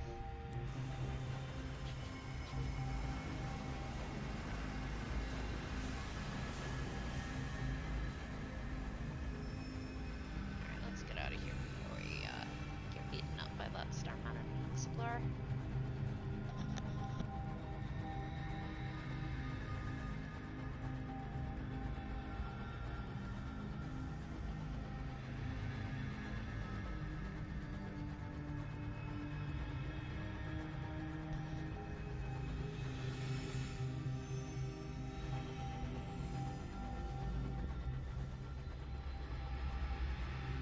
Basically just straight this way. We should end up basically at Wallaby. Hopefully.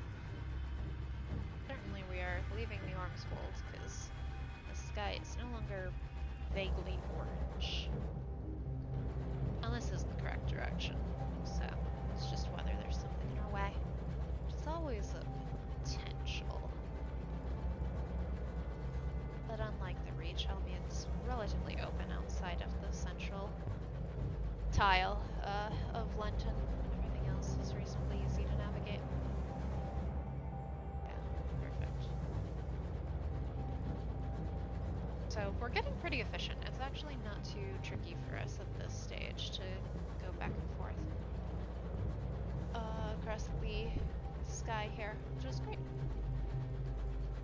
Other advantage, though, of getting a bigger train is many of the larger ones and larger engines give you the option to go full steam ahead, which burns your fuel faster, but you also go faster. Because I know the speed of this train is not fantastic. Like, I feel like it doesn't take that long to get from place to place. Another improvement over Sunless seas. Sometimes you just go a long way without finding anywhere. But it's still, like, not fast per se. Song for another otherworldly artifact. Q for a Pauper's Pass. So we get in for free. We've done a hat. We've done a dress. This time it is a finely tailored coat. Draped across an army of smiling porcelain mannequins is an armament of coats in every size, all scrumptiously designed, all perfect. Just like you. The couturier calls two women from a door you hadn't realized was there. They are tall, sinewy, and sepia-skinned, with the bluest eyes. As before, as always, my assistants will do everything they can for you, Captain. The women are efficient, but impersonal, their attention bereft of interest. Whenever you attempt to don something that doesn't quite fit your ensemble, they remove the offending garment and replace it with an inventory of superior options. When you finally dismiss the women, the couturier considers you for a long moment. He turns to a wardrobe and hands you several additional garments, all your size. Once Once you are dressed, he dismisses you, shooing you into Wardleby. Report. As always, let us stop by a charming tea room.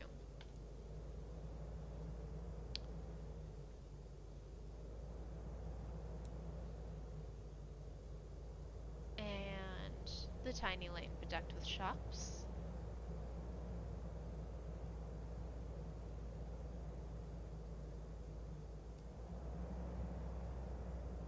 And let's take a donkey ride. They're only 3 sovereigns.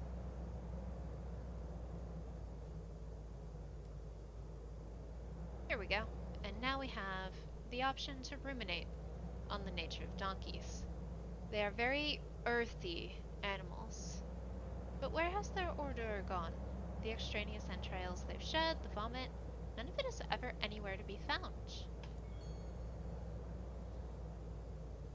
For all of the sounds that the donkeys make, for all the viscera they disgorge, all the creatures they disembowel, they seem to be remarkably sanitary creatures. No trace of their refuse is to be seen anywhere. The beach remains spotless. But there, look, a donkey vomiting ropes of grey intestine onto the sounds. Surely now bile and blood will reveal themselves? Except they don't. The air flickers, and once again, everything is completely hygienic. Very spooky.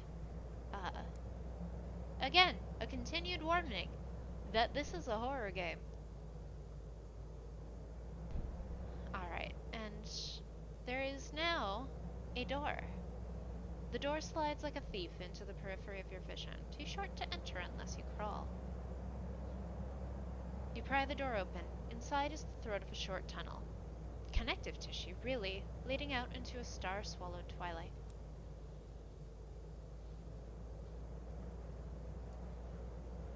This is kind of gross.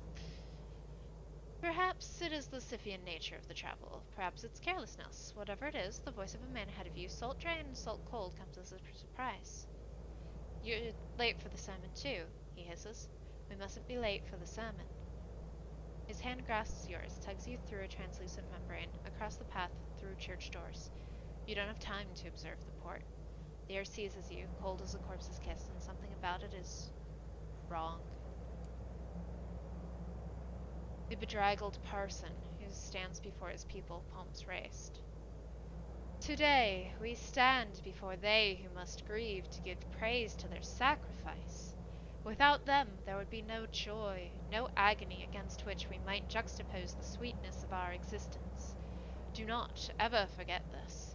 If you forget all else, do not forget this. He raises his eyebrow at you. A pleasure to see a new member. Please join us later, on the beach.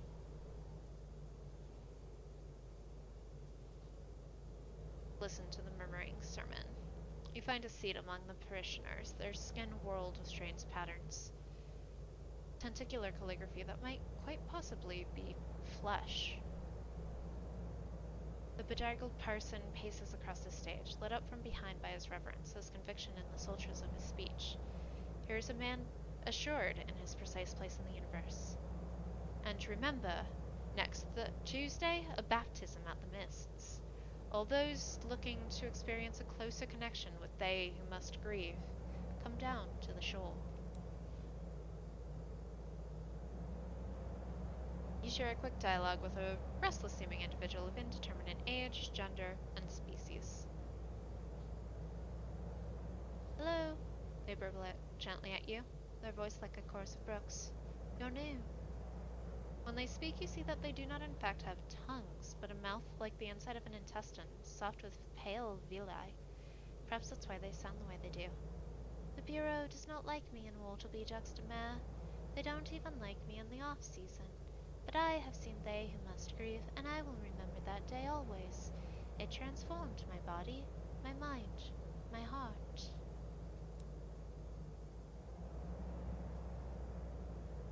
And we're gonna step out here. Your escape is thwarted by the arrival of authorities, 16 men and women, arrayed in the colors of Wardleby Juxtamare, that blue and bright buttoned brocade, beautiful as the sky that Wardleby will never see. Come on then, let's go, let's go. The rictus smiles of the officers are identical to their splendor, as is the exquisiteness of their uniforms, the oiled shine of their dark hair. The Bureau of Entertainment is a branch of the Ministry of Public Decency responsible for the well-being and upkeep of Wortleby Juxtamare. They take this duty seriously. I are too busy pummeling parishioners to listen. You'll surely be able to explain soon.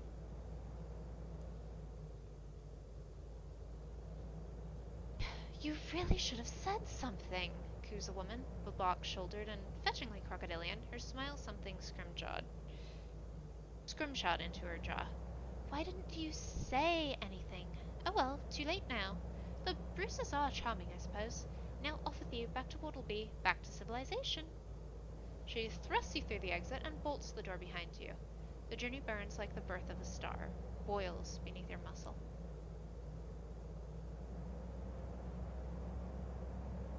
So now, we can go to the office of the Bureau of Entertainments. Oh, how beautiful! The chandeliers are dripping with diamonds.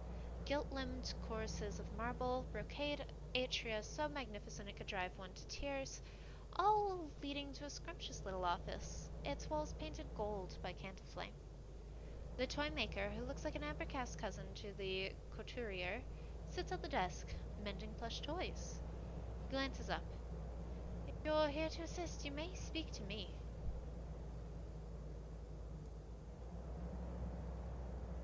Reports tell me you were with the cult, but not of the cult. The toy maker sutures the teddy bear's black button eye into place. That's someone called a fuss in the off-season. People are taking risks. People are dying. So very wasteful. He tilts his head like a sparrow. We have to protect our working class. They dwell in the off-season and mustn't be disturbed. Their work then keeps this area of Wortleby pristine. They stand between our guests and untoward horror. Bureau officials hover nearby. The officials of the Bureau of Entertainments are teeth and the gleam of brass buttons. No worth at all. They don't trust you.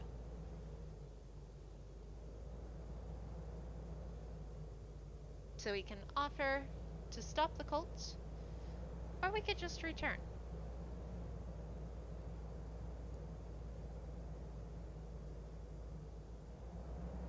And take the path down to the beach. Promenade. And it is now time to be elsewhere. We can leave swiftly. And from there, we can also sometimes sneak into the off-season. Or we can bribe our way into the off-season. But for right now, we don't need to go to the off-season. We can go next time we're in Wortleby. For now, I think we've conducted all of the business we needed to here. But we're starting to figure out what's lurking beneath the surface of this perfectly normal and gentle place. Anyone who says I'm being sarcastic is absolutely correct. Wortleby is probably one of the spookiest storylets in this very spooky game because it has this strange facade where it's trying to be something else, and it's really not clear what's actually happening here in this very misty section of the sky.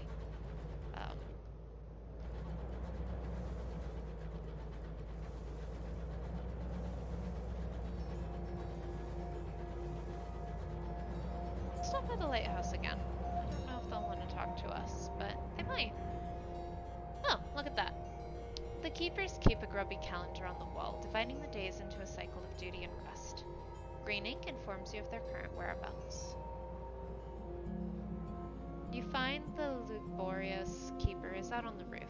He shambles towards you, a frown on his face. He indicates the mist that teem over the lighthouse before gesturing you to follow him. He leads you around the upper gantry with surprising dexterity for his bulk. Before each ladder, he stops and points down, where something swells in the mists. An arc of light from the beacon slides in like moonlight under a storm cloud. As the light touches the mist, the swells subside and bob away.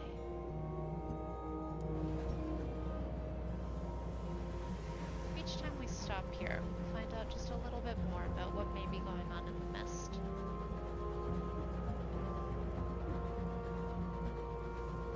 And also, it's very spooky. It's a real spooky place. Let's go to Perdurance. A fewer supplies than I'm entirely comfortable with, but hopefully we'll be alright. I just won't do a lot of scouting and we should be okay.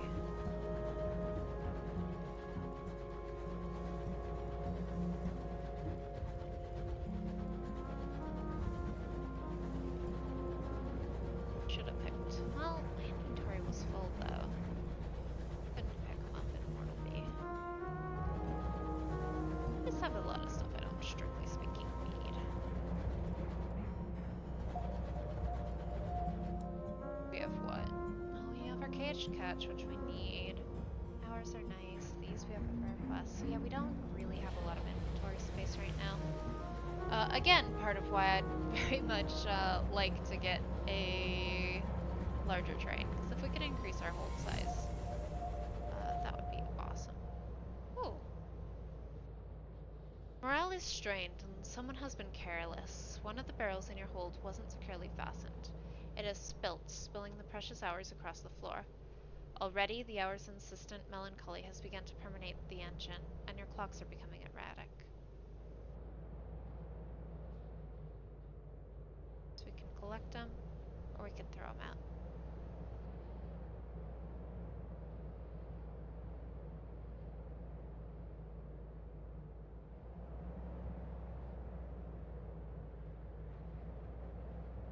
Let's try to collect them. The crew assigned to the task emerged from the hold 30 minutes later, with 2 days' stubble and faces worn with salt lines. The geodes are back in their newly repaired barrel, though. Safe and sound.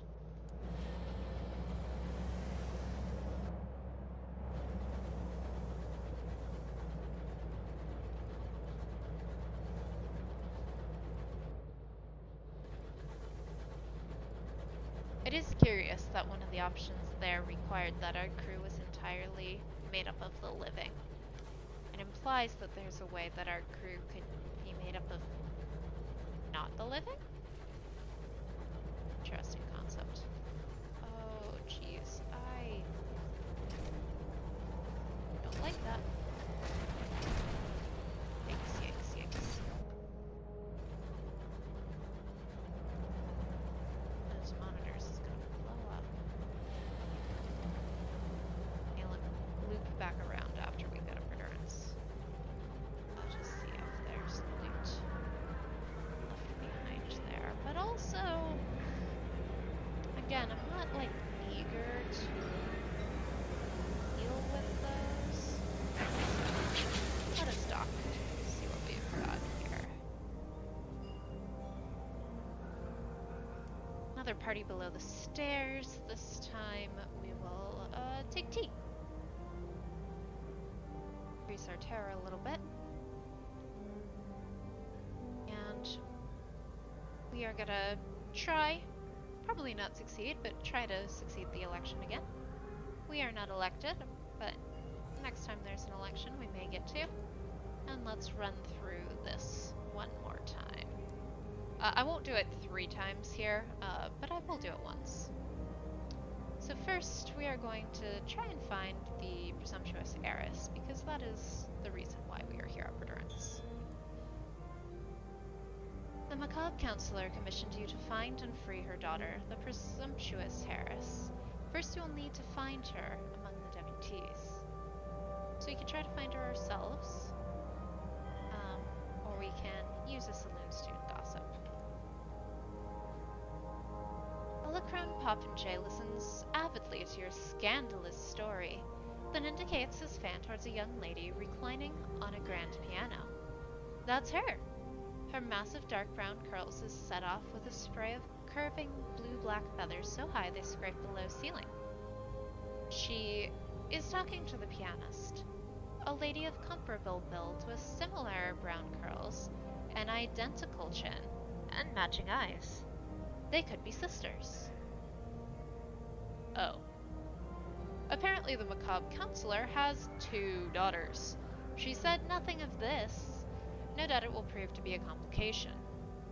There are too many people nearby to speak with either sister discreetly, but in the evening there will be a ball. Perhaps you'll have a chance then?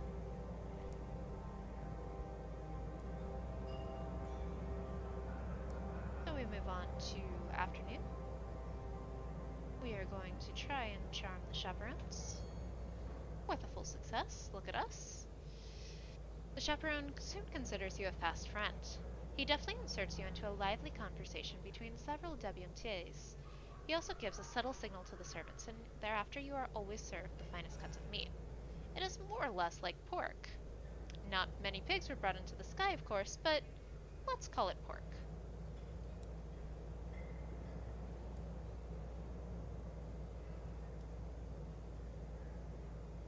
And then we will dance with the presumptuous heiress. The presumptuous heiress is everything you expected in a dance partner. Demanding, joyful, and a touch too exuberant for propriety. Her attention is only partially on you, and only very peripherally on the steps of the dance. Instead, she waves at friends across the ballroom and whispers snatches of conversation as they pass close by. Between mincing steps interspersed with quick turns in double time, you manage to ask her questions. For all her frivolity, the presumptuous heiress can summon a thunderous frown when a moment demands it. Leave without my poor luckless sister? I've never heard such base cowardice. She continues for some time, casting imprecations on her mother, her plan, and even your involvement. The idea is lackwitted in the extreme, even for Mama. I would rather rot here. She plucks a crudité from a passing silver platter and looks for a servant to refill her champagne. As expected, a complication. The macabre counselor told you she has an agent in position and perdurance to assist you. You'd better find them and seek advice. You can also dance with the luckless sister. The luckless sister is light on her feet, with a graceful trend. Her curls escape her pillars as she twirls, gleaming a dark bronze in the gaslight. She looks very much like her sister as she dances, the occasional anxious line in her face smoothing over with the abandon of youth. Still, there is a watchfulness about her even as you clasp hands and smile. You seize your moments for speech. Somehow, you contrive. The luckless sister is thoughtful, whereas her sister is pleasingly frivolous, and considered when her sister is untroubled. You gently steer the conversation in the direction of her sister, probing for resentments or jealousies. You find none.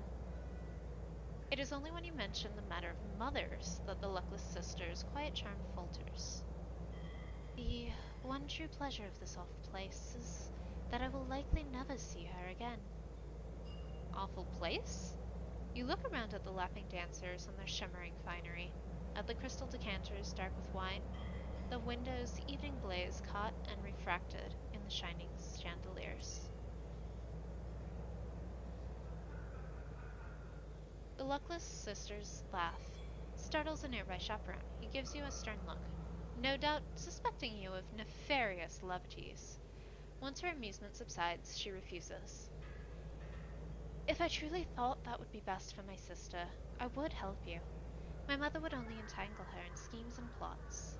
My sister is ill-suited for a life of intrigue and suspicion.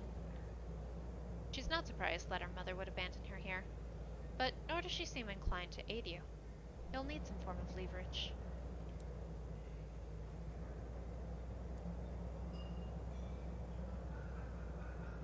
And we'll do one more chaperones. Beautiful. You help break up an assignation between two of their wayward charges. The chaperone's eyes blaze with such an indignance you imagine the paste gems at her ears and throat gleam with reflected fury. And this time, we've ended up with equal favor as well. We can listen to the anxious chaperone. You're trusted by both servants and debutees, and that is rare indeed. It inclines me to hope that you may be admirable. Thus I ask you for a favor. You're a traveler. I trust something to your care. Without a pause, she pushes her fingers into her own eye socket and pulls the eye out with a wet plop. She hands it out to you expectantly. Are you expected to take this? Wait. On closer inspection, the eye is glass, although the iris is inlaid with emerald and jet, flecked with gold. My family committed themselves to Brabazon workworld to pay off their debts. This will buy years off their service. I beg you, take it to them. You wrap the chaperone's eye in your cuff. Perhaps if you're traveling that way. And the music stops. And our time at Perdurance is once again at an end. A chaperone taps you on the shoulder. You are equally popular with both, a feat the chaperones admire. Never let it be said that you allowed class to dictate the breadth of your friendships. The chaperones murmur quiet congratulations, remarking on how your presence smoothed what is often a difficult day. They do hope you'll return. You leave richer and gossiped and soothed by the descriptions of the half-light mask. Write our port report. And while we do have 2 more invitations and could run through this 2 more days, I don't think we will right now. I think for right now, we are going to continue. I really do want to make it back to the Reach before I call it a day. Today. So, let us continue. Ouch. On our merry way. We are going to swing up and see if that battle finished. If there's anything I can pick up. I don't think there will be, but... Oh. Hello.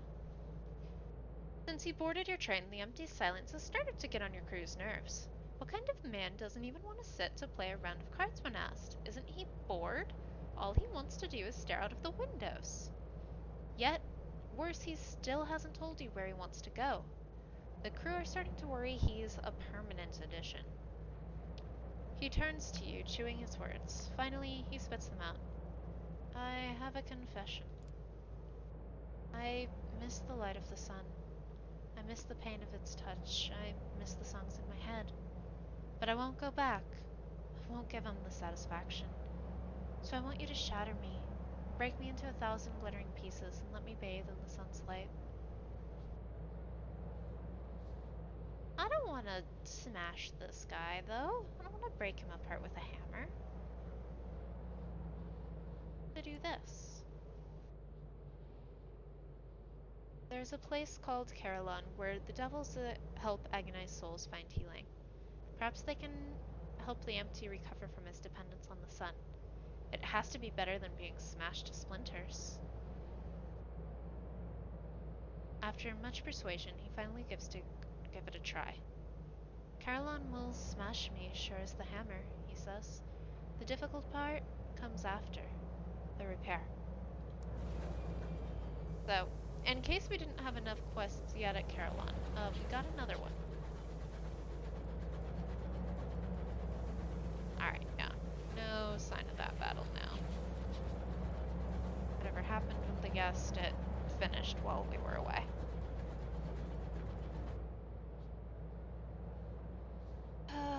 So we want to go to the floating parliament next. I think we can get there in time.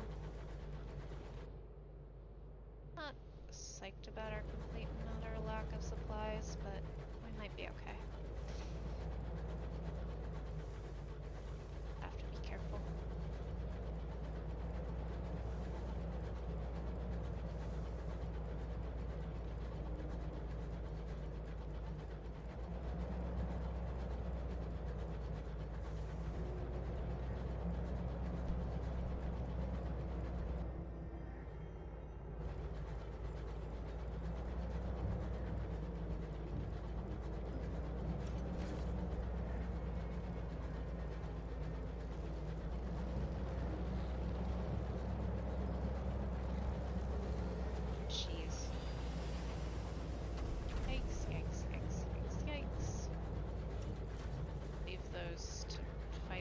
Battles here.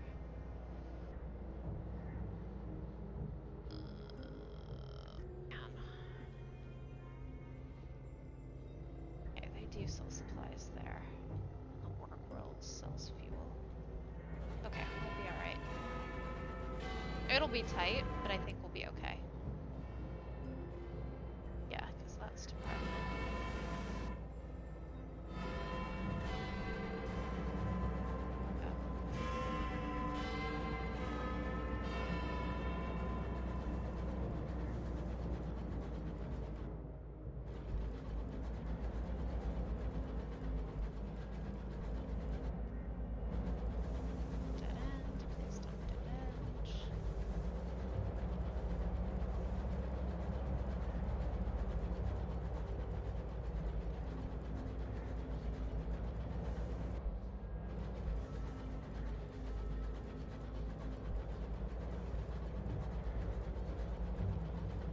We're gonna run this one to the wire, but that is gonna be okay.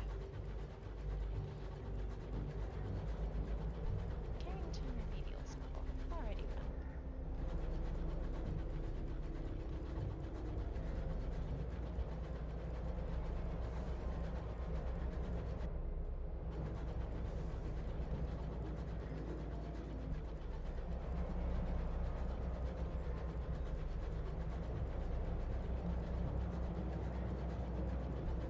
We are gonna be real tight as to whether we make it before or after we run out of supplies. This'll be supplies. No, it's nostalgic crockery. Which we do need, but we need significantly less than something to eat. That night, your sleep is peppered with uncomfortable dreams. A dream of a midnight meadow. Above you the stars are going out one by one, as if their gas pipes had been turned off. Flowers bloom in the darks, colored by a spectrum of blacks that were heretofore imperceptible. The black of grief, the black of before times, the blacks of liberation and of possibility. A rainbow arches across the newly empty sky in 7 subtle shades. All black, of course.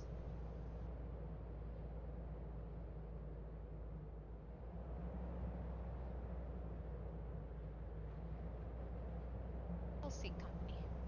It didn't work.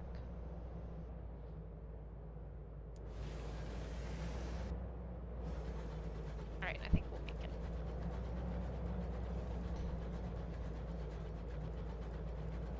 We're really close, though. It's like right here. Whew. Pushing our luck today, I see.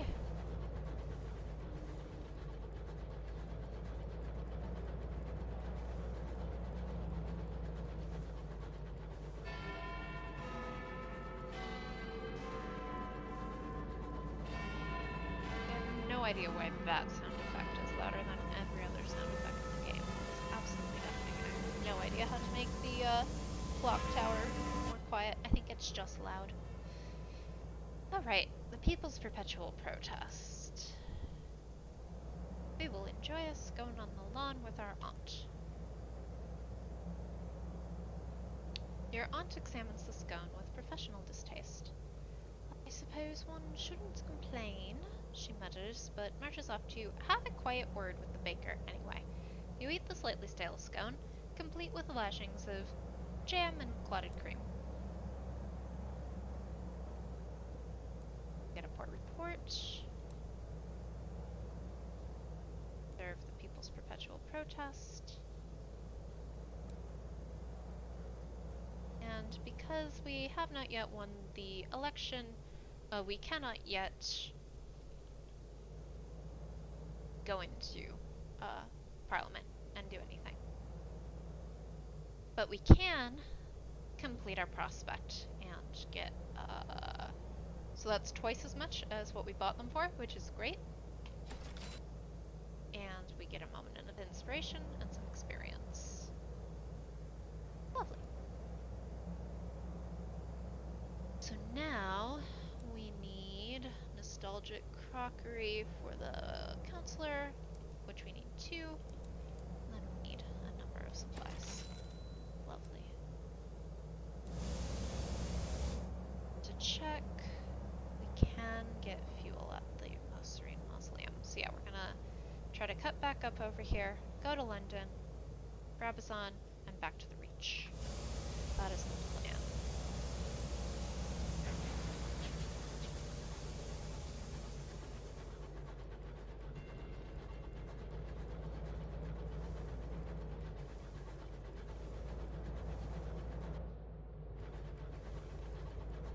And I'm sure run into absolutely nothing spooky in the meantime. That's a lie. I'm never sure we're gonna not run into anything spooky. This. It looks like it would be spinny and dangerous if it was working, but it is not working, which is probably for the best for us.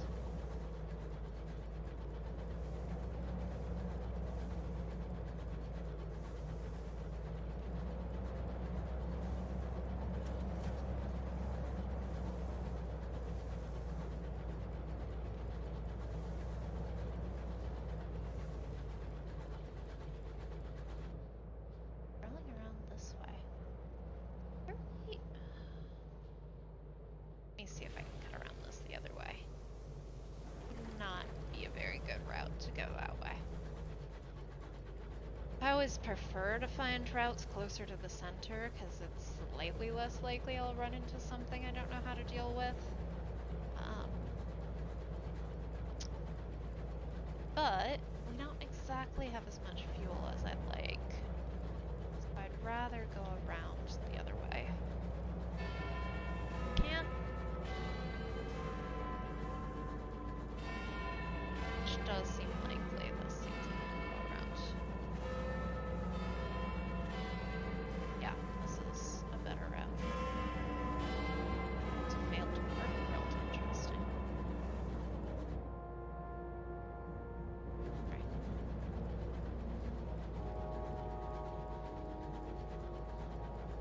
Spinning, I think. Usually they don't spin. Weird.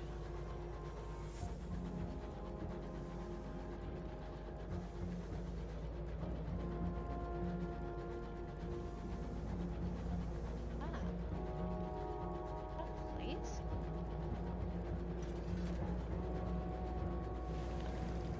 It's nothing. It's just a failed work world.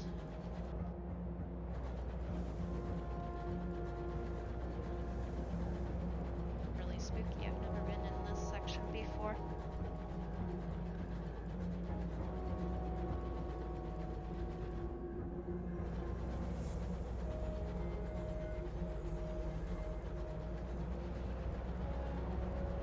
But I do need to get to the mausoleum.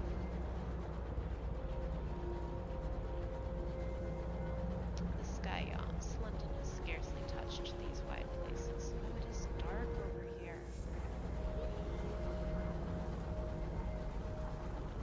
I don't like it. Why is it so dark? I bet there's something over there, but I am a scaredy cat. I am not prepared to go find out with half a barrel of fuel in reserve.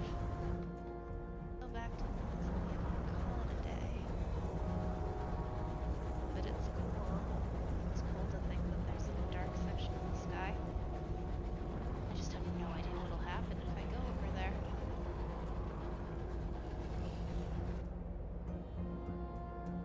Uh-oh. That's not good. Oh, phew.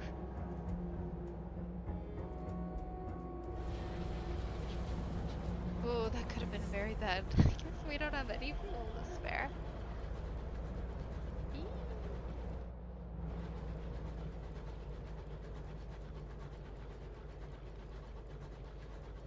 Sorry, I didn't read anything in that one. I am too nervous.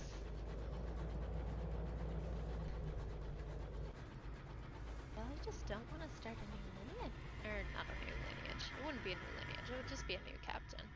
It would be a continuation of this same lineage.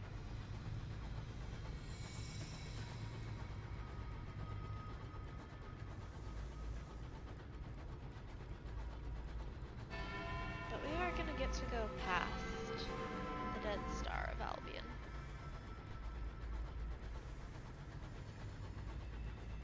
It looks so cool.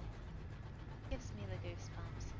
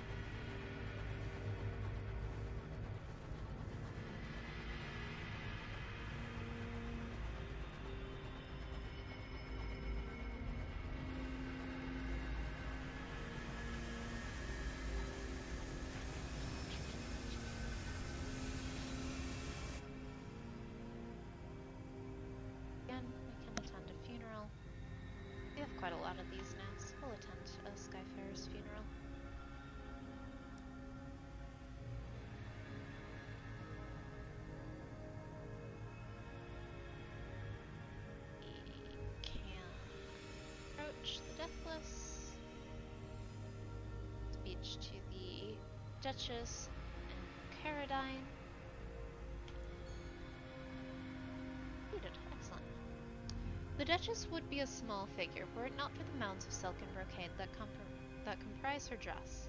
She glides along the flagstones, a great train of scarlet cloth following her like the telltale trail of blood in a penny dreadful. Today she is menacing the footmen, press-ganging them into her mock battles in the Tower Carmine. Fatalities are rare in her battles, maimings are not. She gives you a red-lipped smile. A footman intervenes and introduces you. She is pleased to encounter a genuine captain and quizzes you on all the battles you fought in the wilderness. The goriest details she demands you linger on. She parts with you only reluctantly.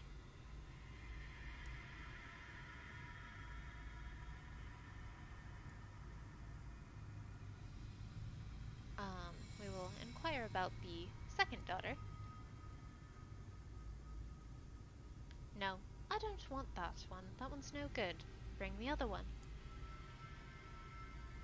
She apparently does not care about her second daughter at all. So we will sell our nostalgic crockery, which gets us another invitation to Perdurance, which is awesome.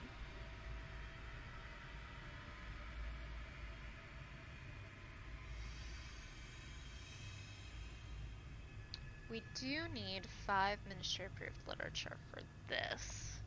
No, that's not where we're going right now. We can buy it. I'd rather have the fuel and stuff right now, honestly.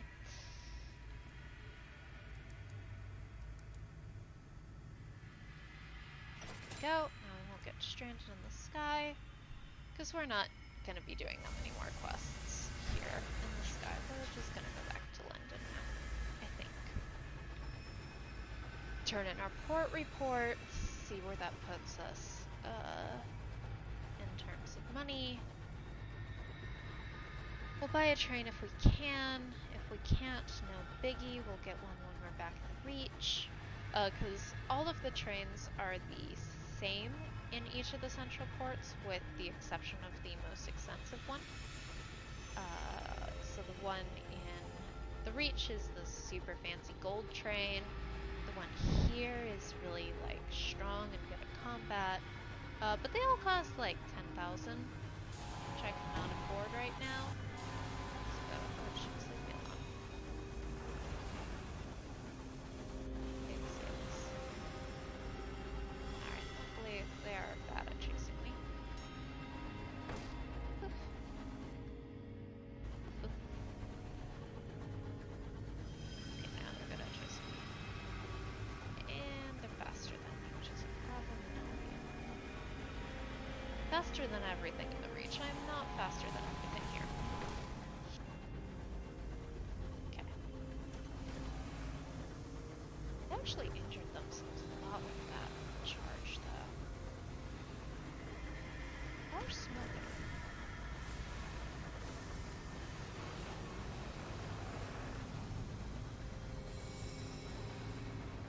Charge again.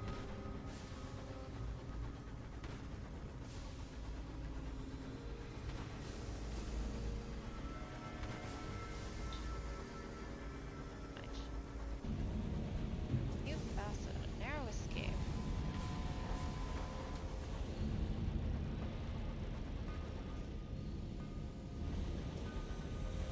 Oh, hey, they blew themselves up. That's cool.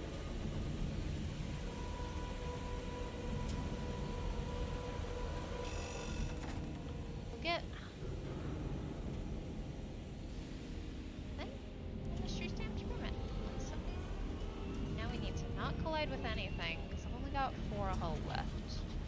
And it would be super embarrassing to lose this captain because I drove into a wall.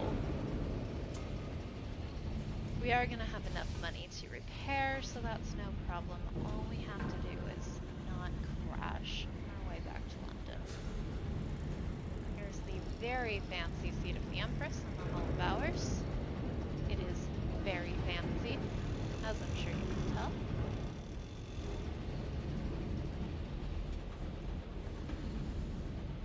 Wait, we hadn't seen London yet?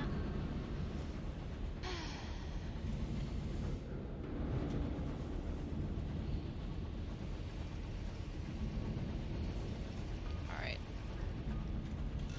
Drive very carefully into St. Dominic's Station.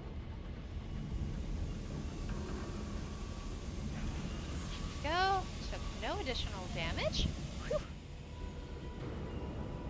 Alright. Dispose of the sequencer's well intentioned package. We will do that. We will deliver it to the orphans.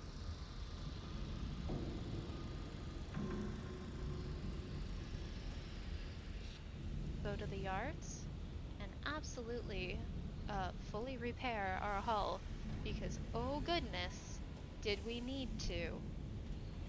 Yikes. That was a close call. But that's actually really cool that it gives us the option now of a new facet, that we've unlocked one because we barely escaped from that. We are not going to pick up any new bargains because we're about to leave. We are going to go ahead and put those away, and since we are about to leave, it was the Jumble of Souls, yeah? Yeah, 3 of them. We'll keep our caged catch as well for right now, because we're going to take that right over to the Ministry of Public Works. Buy 1 more of each of those.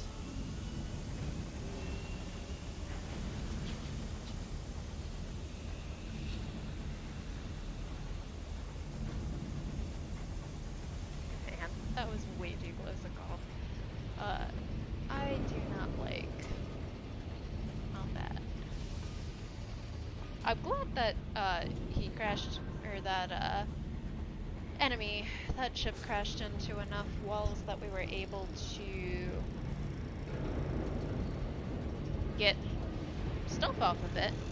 That was pretty neat, but I did not like that it was chasing us, and I did not like how much damage it did to us. Because I am concerned when my hull gets down to 4.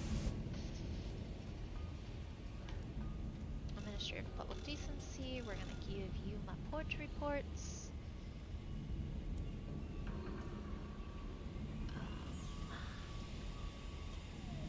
We're going to just save those for now, because again, we're about to leave.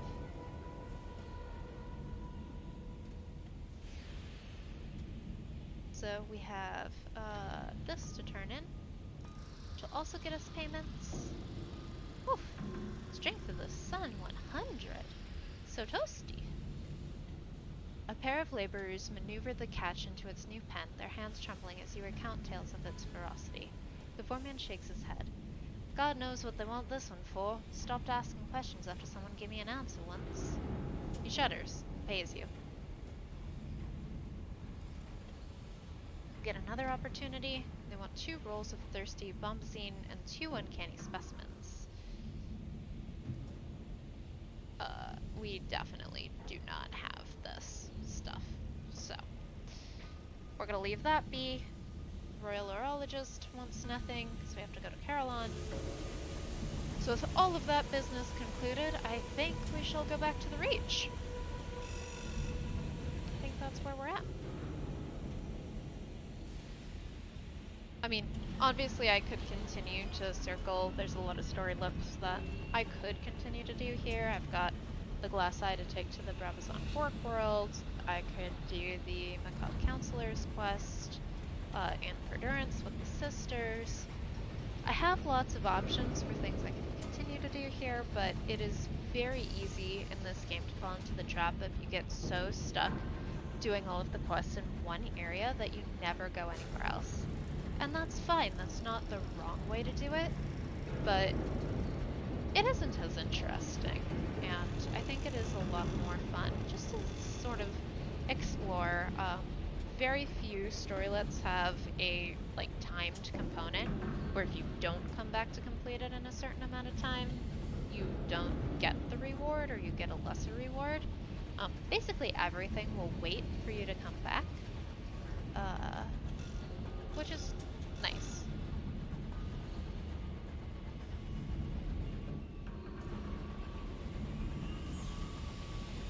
Because it just sounds like a lot of trouble to have to keep track. Like, I think one of the only ones that you generally do have to get back in a certain amount of time um, is the races that you can do over at the Royal Society. You can do races for the Rochester Club, and those do have a timed component. But that makes sense, it's a race.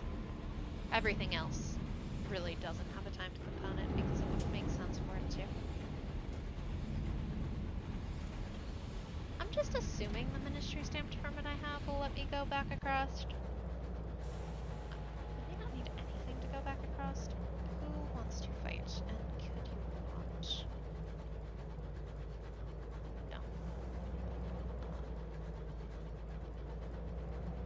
Have a beat up by one of your friends earlier. I really don't want to deal with that again.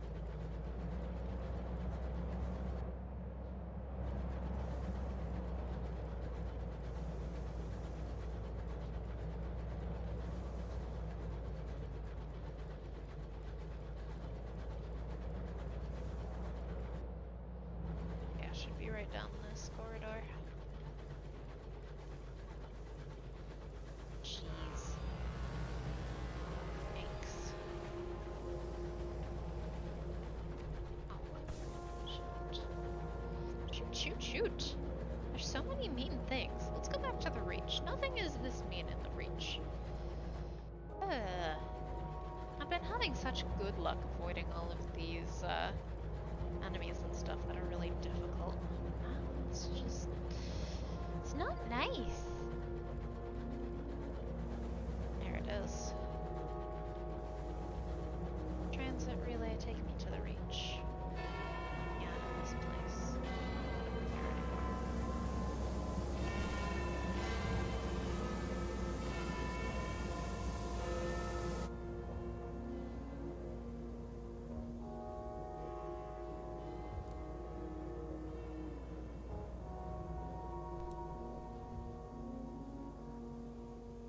So we can go through with money. We can go through. Okay, we do need a ministry stamped permit. That's okay, we can get those. We can get ours. So we will go on through. And let us travel back to the Reach.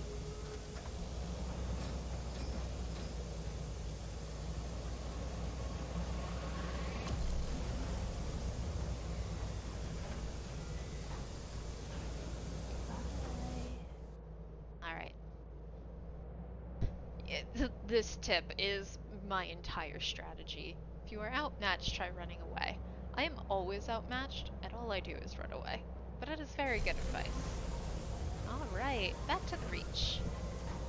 Excellent. So now we are on a totally new map, of which I have explored the majority, except I haven't quite made it all the way to the edge here on the left side. So we have a little bit to do here in Port Prosper, we have someone to drop off at Magdalen's, we have a lot to do over here at Hybris, we have Titania, New Winchester, the Preserve, tons at Carillon. Oh my goodness, every quest wants us to go to Carillon right now. So I think we're going to start with Port Prosper, go up to Magdalen's, and then see where we want to go from there. So Port Prosper is right here.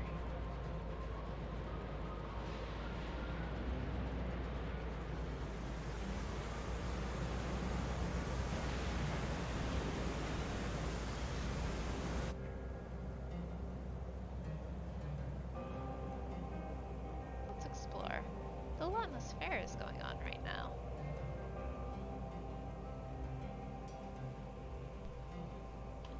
Flag stalls.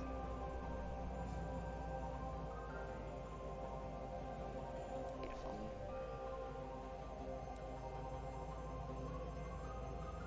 Any settlers?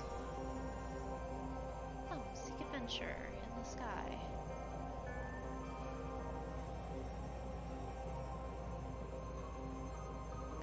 Trader's Wood, which is the one place we have not yet been in the Reach.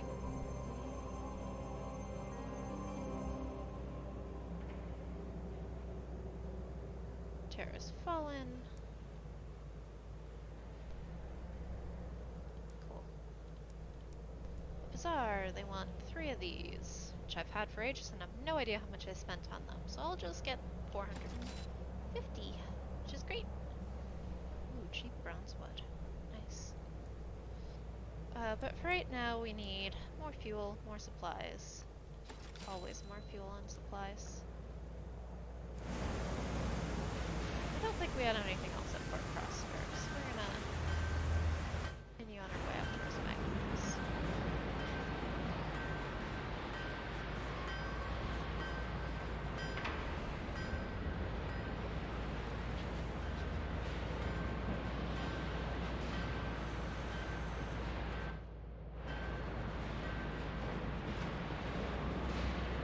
So whereas where we just were in Albion was all industrial and clockwork. Here is very different. The Reach is very lush, very green in most places. Just a really, really different feel. We do not have the correct thing to do that. Go this way. I hope we do not get caught by the Peacock Winch. Because even though the Reach is really your starting area and is considered generally safer than where we just were in Albion, it is still not necessarily, you know, safe. There is no safe spot in the sky unless you're at port. But it is very cool. I don't know. I like it. I'd forgotten, but in a loading screen earlier, it talked about how the... Ooh, I don't want to deal with the Express Minister. You stay over there. Leave me alone. The Garden King, who used to rule the Reach, has long since disappeared. Unlike in Albion, where we can see what happened to the sky. We have no idea what happened to the one here. Stop chasing me, please.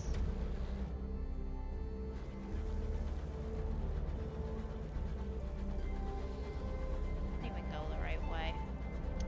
Very disappointing. It's okay. We got fuel. We'll be alright. Jeez. That was close.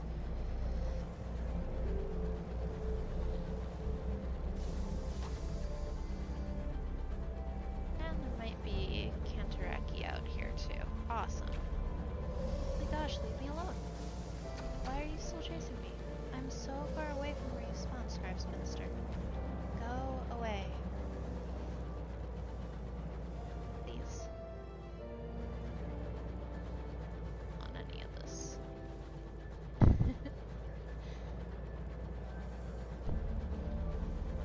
That's okay, I didn't come out of that with too much damage, so.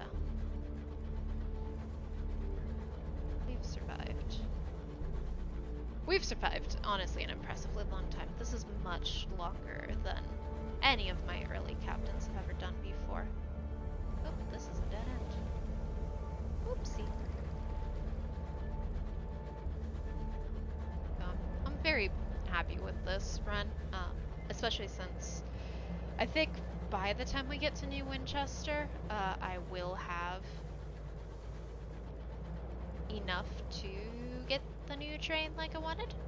Maybe not much more than that. But one of the great things is your locomotive is guaranteed to pass to your next captain if you die. So you're never like SOL. You don't spend all the money on a train and then you just lose it. You will always keep it, which is fantastic. Because otherwise it would be really tough to progress. Because it is very easy to just, I mean, you saw when I was just over in Albion, right? Like, I almost got totally taken out. I had 4 hull left by nothing. Just a random thing, and it hit me with a ram and a couple lucky shots, and that was almost that. So, let's check the keepsake. Oh, we do need an unlicensed chart. It's an expensive unlicensed chart, but I do need it.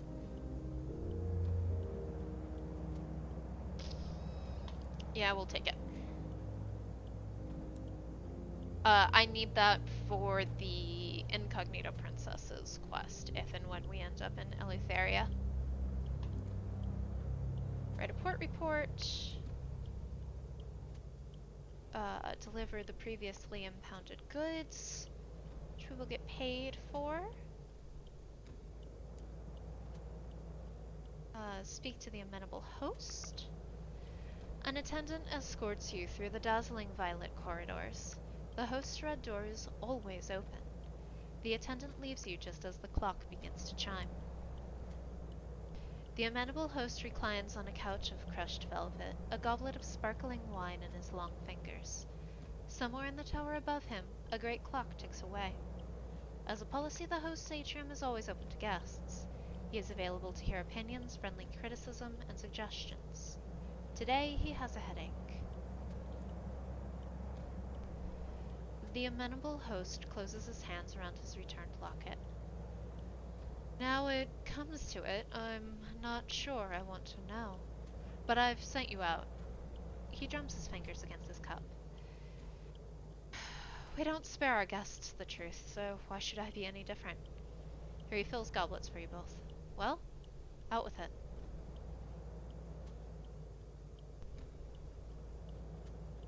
So we can either tell him that one of the 3 identities that he thought we might be is the true one, or we could tell the truth in 2 different ways. There's nothing conclusive to find. He might not have been any of them, or you have found nothing conclusive. Which would he prefer to have been? I'm gonna tell this one.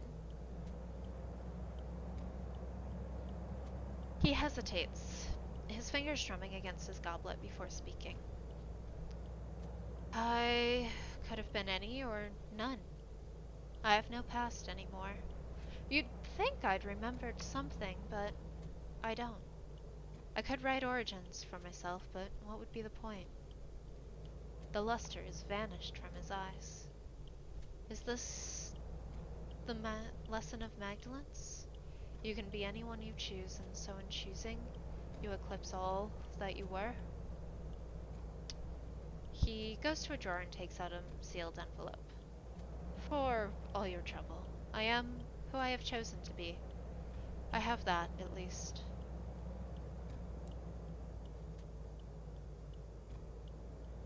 We can now go backstage, unwind with a guest, help an attendant prepare their paperwork.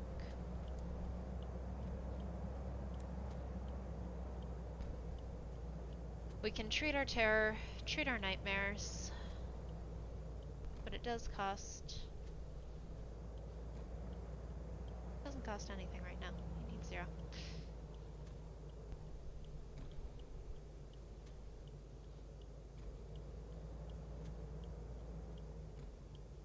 So, no more nightmares, which is probably for the best. Our terror's really not that bad, so I'm not gonna bother with it. We could get tea, we could get souls, but right now we really don't have any quests. So I think we are just going to get another fuel, another couple of supplies, one more fuel. And before we go back to New Winchester, I think I do want to try to go to Magdalene's. Magdalene's. I'm already at Magdalene's. I think I can cut through here and get to Carillon, and I don't know that for sure. This may be a mistake. I might find more scribe spinsters or some other problem, but we're gonna give it a shot. We're gonna...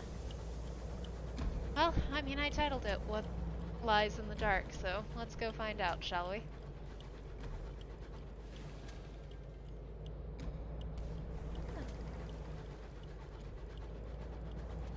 And hopefully the scribe spinster that was over here has calmed down and will not immediately start chasing us again when we go over this way. I don't think it will. I think we're well outside of its range at this point, but I really do not want it to fight me, because it's very scary.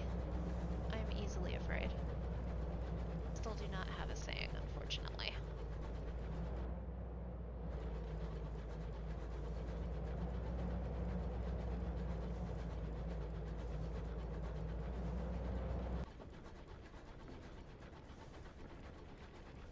Yeah, okay, I think we can cut through here, which would be nice. Because I don't really want to go all the way up to Lustrum to come back down to Caroline. It would be much better if I could just go straight to Caroline.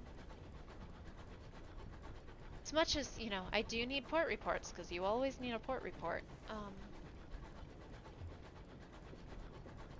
I don't need a port report from Lustrum that badly right now. Yeah, okay, this seems very promising. This would be the direction to cut across.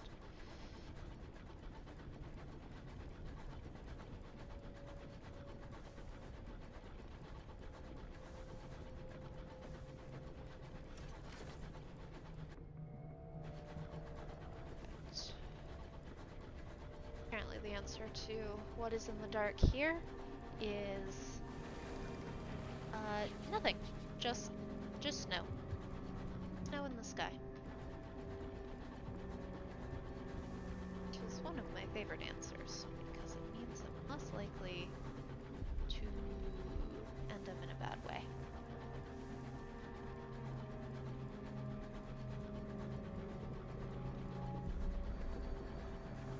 Sky closes its cold jaws around you. Water freezes in the pipe. Engineers scurry to and fro with boiling kettles.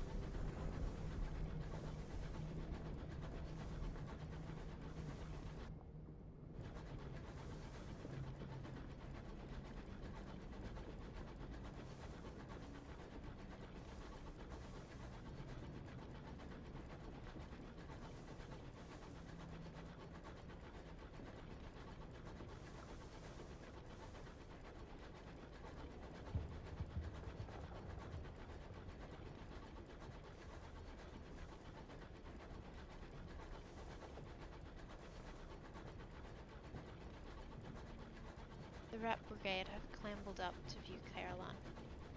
Large and speak of this place, says Cinders.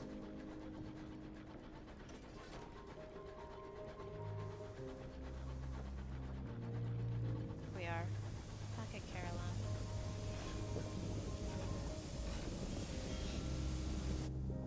Where we have so many things to do. Oh my goodness. But we're gonna start at the overgrown shrine and then work our way through. The path leads you to a broken statue, seemingly ignored by the devils of Caroline, except for whoever placed the freshly lit candles at its feet. Its face is poorly carved, but its features unmistakable. The burrower below stares at you through one gemstone eye and an empty socket. A terrifying visage, but with something comforting to offer too. While the statue is raw material of nightmares, there's something soothing about the idea that even a beast like this might be harnessed, though there is a chance of such an ally for those who crack the code of offerings and prayers. Whether it is actually listening is impossible to tell. The thought that it might, however, is something to hold on to in the darkness.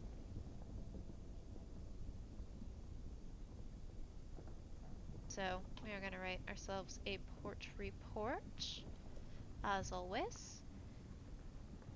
We are going to investigate the clocks.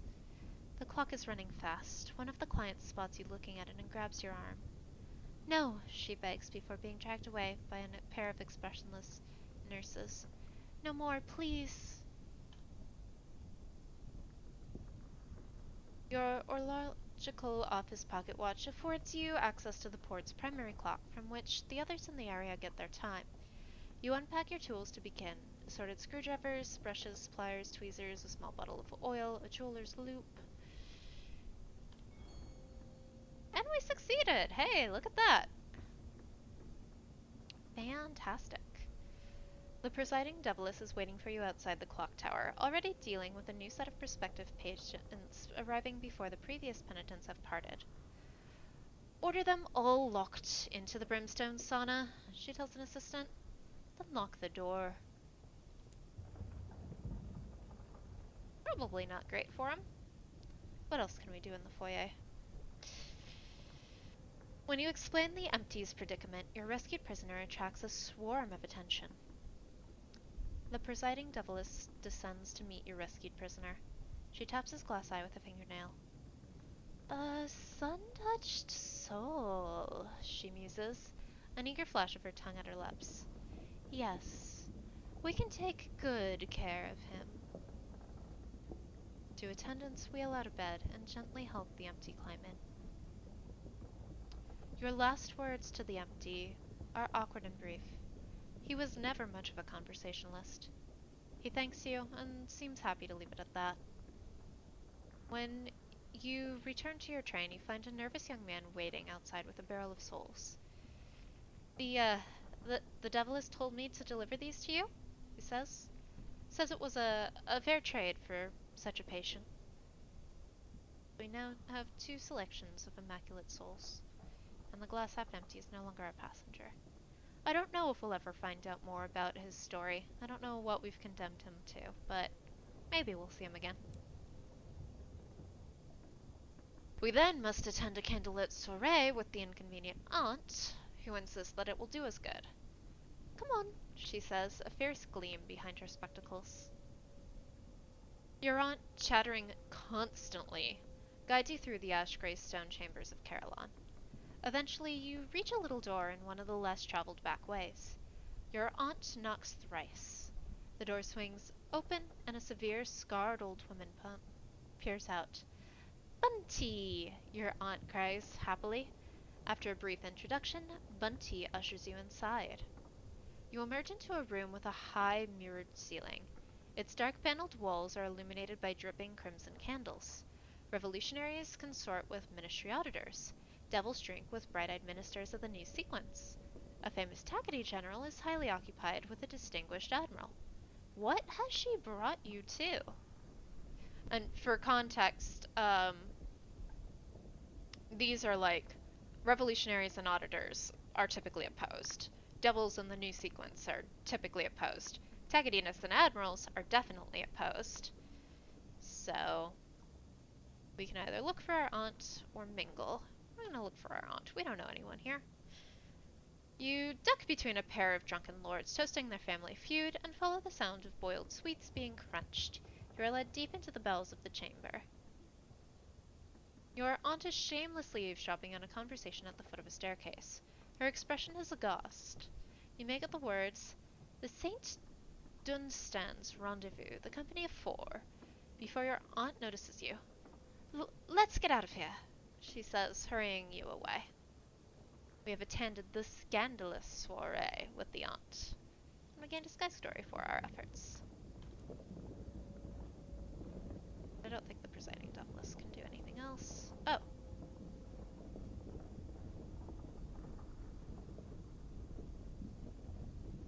Alright, I need a shift of perspective.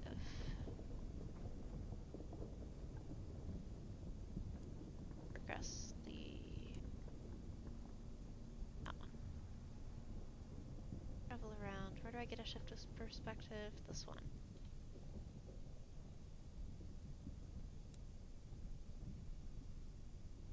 Let's give it a shot. Beautiful. Look at that. All you have to do is wait. A man recently eliminated from the game signed letters with an honorific reserved for non-mortal persons. Until he overcomes these flaws, he is being told glamorous stories of parties but never invited to attend them. The supervising devil is distracted by the play on this chessboard. As for your punishment, it does not bear speaking of. The experience leaves your throat parched. So, there are we could do a lot with the shifts of perspective here. We can help other people with theirs. We can improve our soul, whatever that does, but I don't really know because it's a very easy way to rack up a ton of terror really fast because it's kind of spooky. I mean, they are devils, so take the metaphor or not as literally as you like. Um, but we've gotten what we need for now, which is peace. Because I didn't really want to use the items that she gave us because those are really rare and really valuable. The presiding deviless smiles at the unhappy expressions of the rats. Much better. She passes over a single piece of paper from Sarge's file. Smells of incense and jasmine. Hookah, Cinders explains. Sarge did like his luxuries. The writing is minuscule and brief. The vault is at the central office of Hallige's Bank. The account was opened in London in the year before the blockade of New Winchester. The Deviless is already working on a new file. You have apparently been dismissed. Great. Let me check and make sure that was all of our quests at Carillon, because goodness, that was a lot of quests at Carillon. We have to find the devil at the Gaslight Terrace.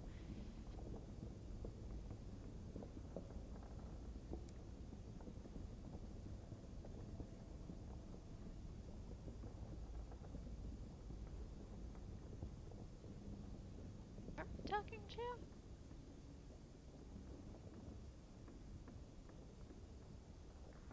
Wait, where did that quest go? There it is.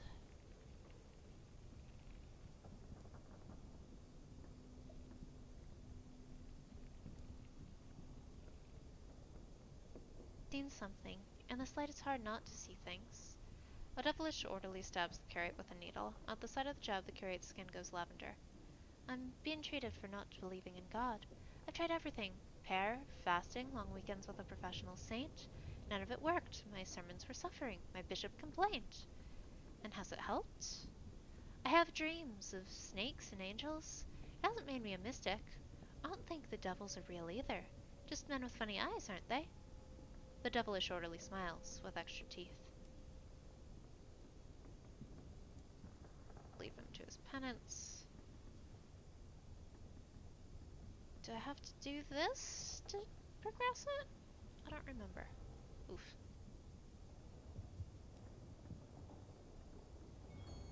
There we go. Get one of those. See if that helps us.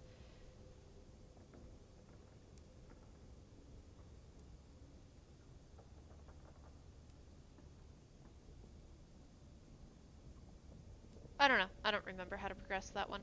We'll get to it later. Get hours or supplies. I don't think we need either. Let us go Port Avon and then New Winchester. Do I think we can go this way? I do.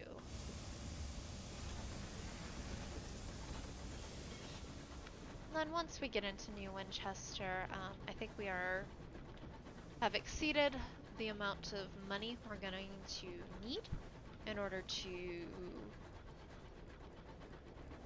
get a bigger train. We're also almost to level 7, I think, which is great. Or no, almost to level 8. Which is awesome for our first captain. So we'll get up to level 8. We'll do what we need to do at Port Avon. We'll buy our new train. And then we'll see how my voice is doing. I really like reading out all the storylets for you all and practicing. I don't think my voices are very consistent yet, but it's a good way for me to practice voice acting, which is something that I find to be a lot of fun. But it does tend to rip up my throat after a while, so we are gonna try not to completely lose our voice. Oops! Ooh. The settler from Port Prosper staggers onto the bridge, clutching his throat. He appears to be in some distress. Indeed, hair sprouts like an invasive weed from every follicle in his body, forcing its way out. So we can return his remains to Port Prosper. We can keep the body for study or throw him off the locomotive. We're gonna keep the body for study. It's a little bit gruesome, but interesting. You ignore the looks the crew give you as you order the corpse taken to the cold storage. Those with hearty stomachs can assist with thorough examination later. For now, the mop and broom. So we did not successfully deliver this settler to Trader's Wood, but we do now have a condemned experiment. You win some, you lose one.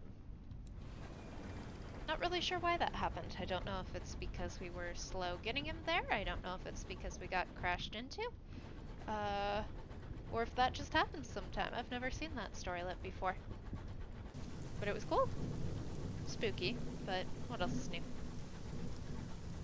Oh, it's so pretty here.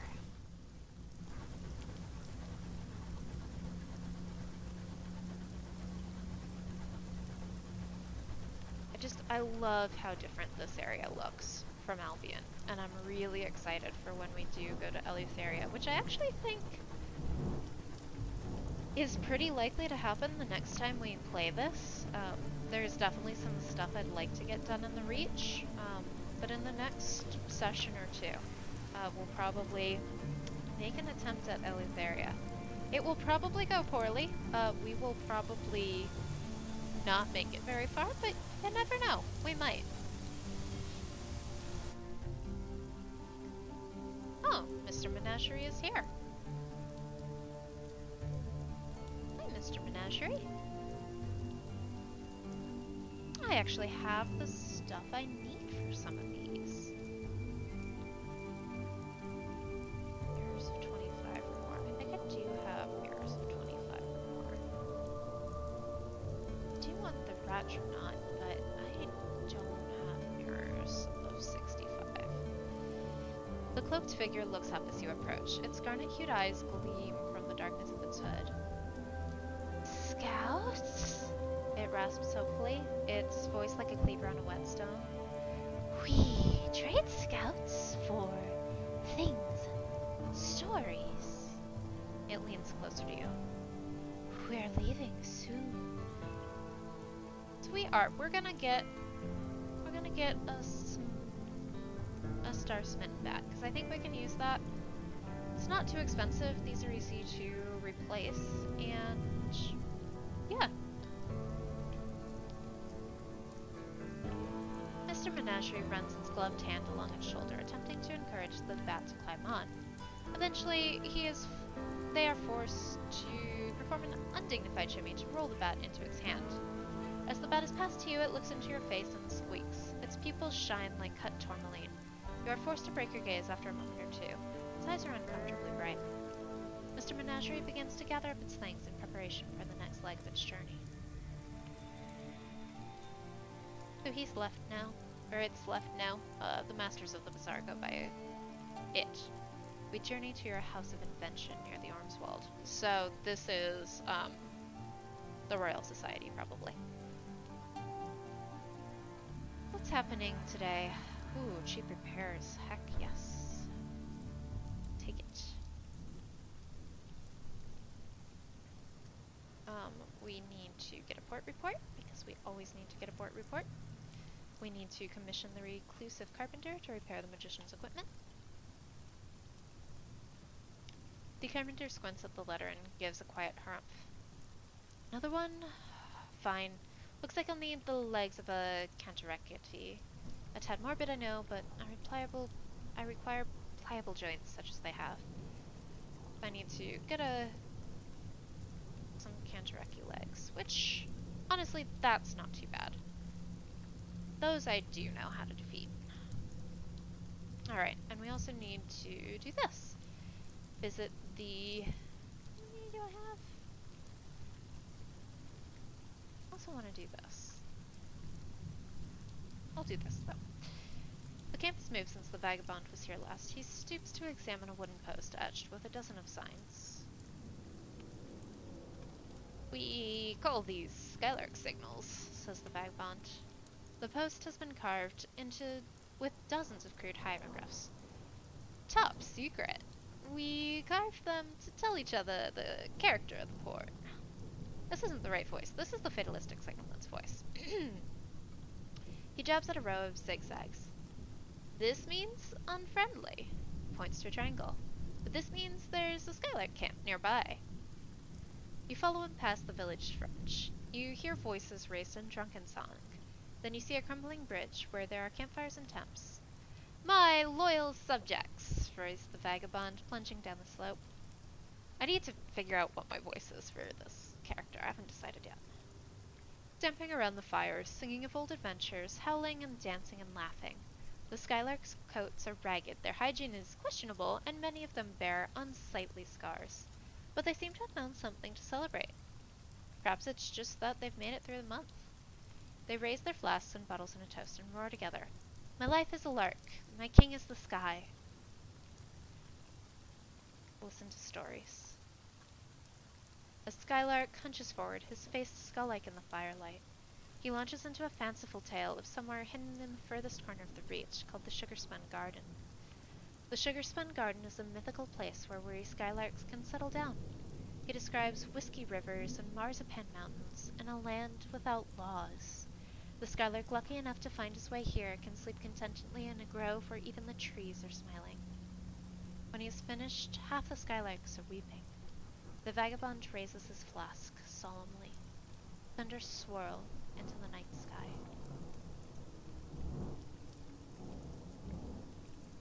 They discuss where to find work in New Winchester, the price of beer in Lustrum, the balance of the Winchester War.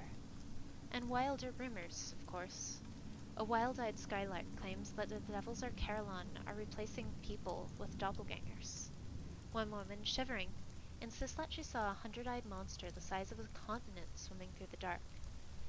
Lastly, a solemn young woman announces that a skylark named Quivers has gone missing. It's been months since he was last seen at camp or at any stations. Probably dead.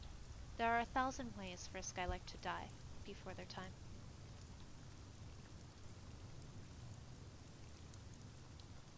You search the tents for the amiable vagabond and find him fast asleep beside a dwindling fire. A flea-bitten dog is gnawing at one of his boots. The skylarks are quite happy to let their so-called king sleep it off in the dirt. You shake him and he awakes with a noise like a bear being stabbed. Another fine meeting with my loyal subjects, declares the vagabond, lurching to his feet and swaying, only slightly. Come on, let us return to the engine. Adventure awaits. He sets off confidently in the wrong direction. Vagabond's respect for us has grown. Alright, now let's visit the allotments. Ooh. The contents of the allotments are unlike familiar vegetables, but it helps to look for the similarities.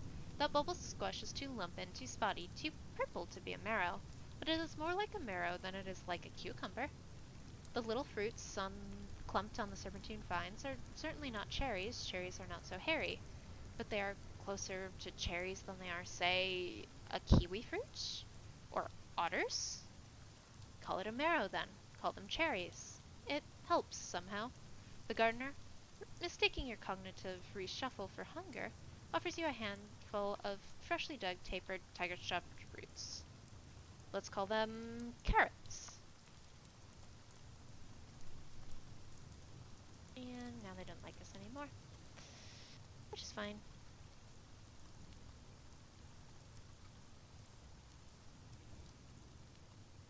Too much stuff. We'll sell the fuel.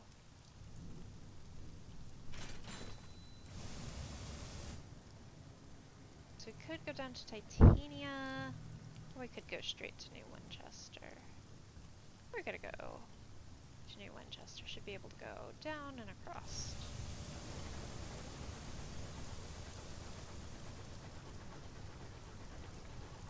Oh, 'cause I'm getting sleepy. Getting late. But it's good to be back in the Reach. Good to get some quests done. Like I said, at New Winchester, I think we have enough now to buy ourselves a new locomotive, which will be a real big help as we continue on. We'll get places faster, we'll be able to carry more, so we won't have to stop as frequently. Yeah, it'll be it'll be really good. So as we make our way over there,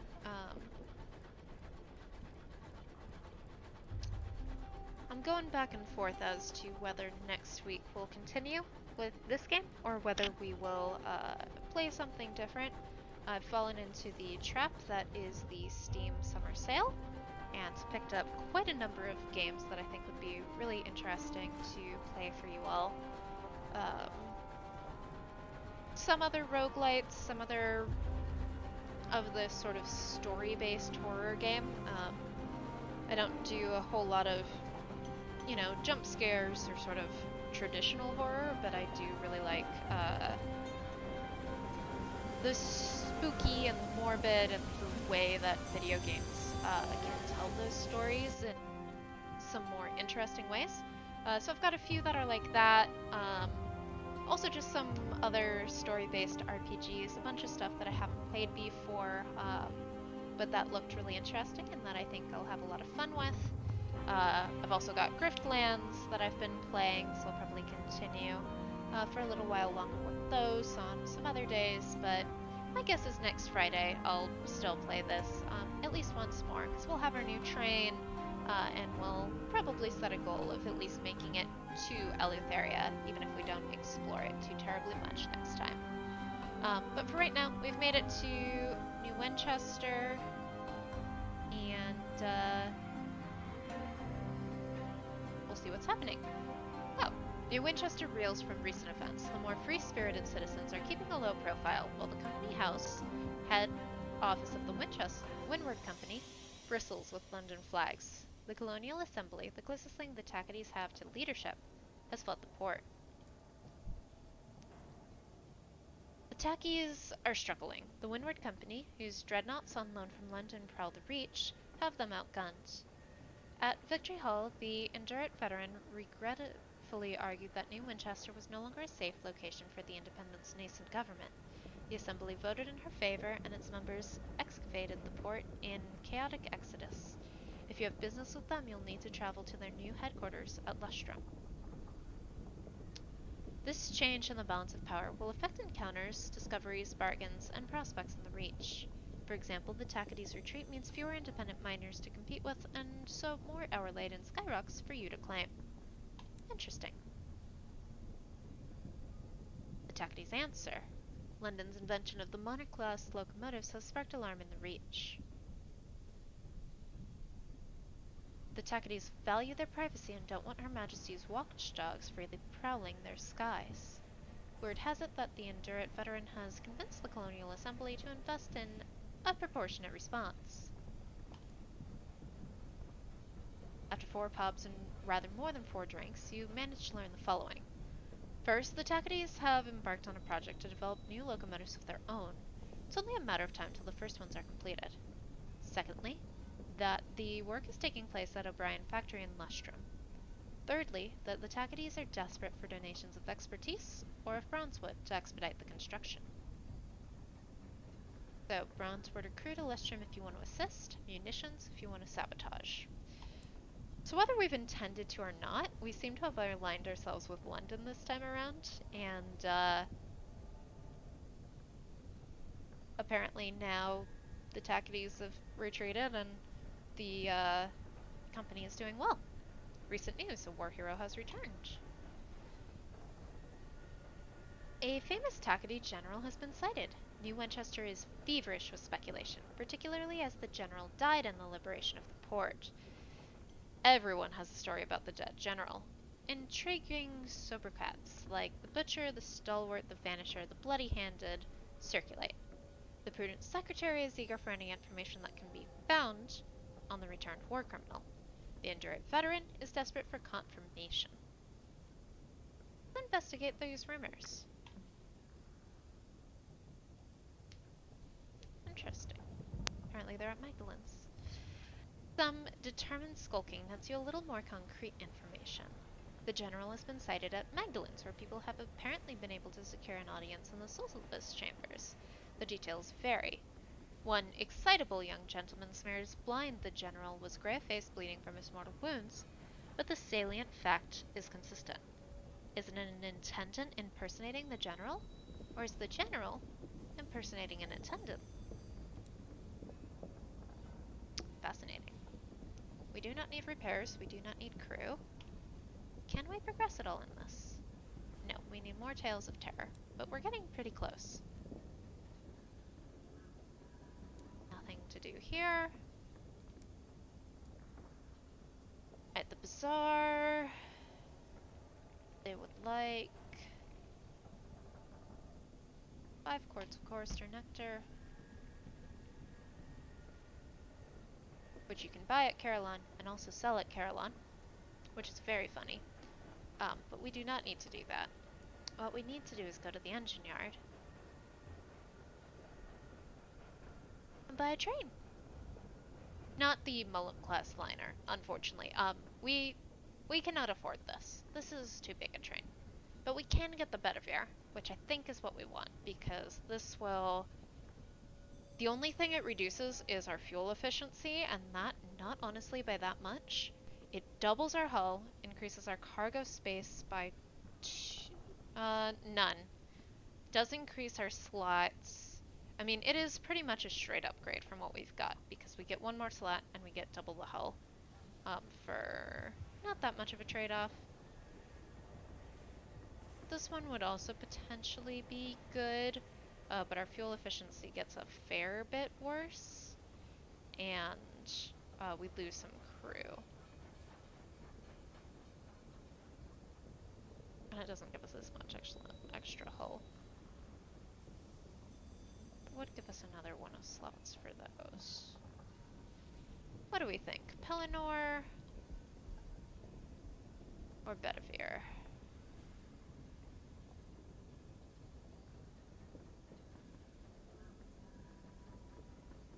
We could go for Parsifal, but I don't think that's actually any better than what we've got. Nah, I've been talking about the Bedivere class escort the whole time, so we're gonna get a Bedivere. Now we've been driving the Orpheon.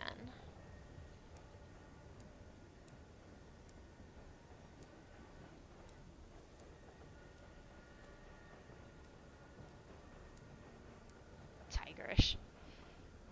Leaker. The Melancholia, that's a good name. I like that. We're gonna get the Melancholia.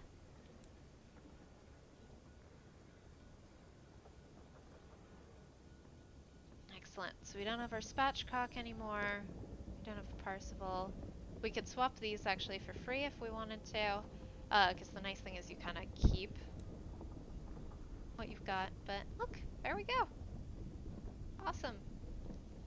We're gonna also switch out our bat for the other one.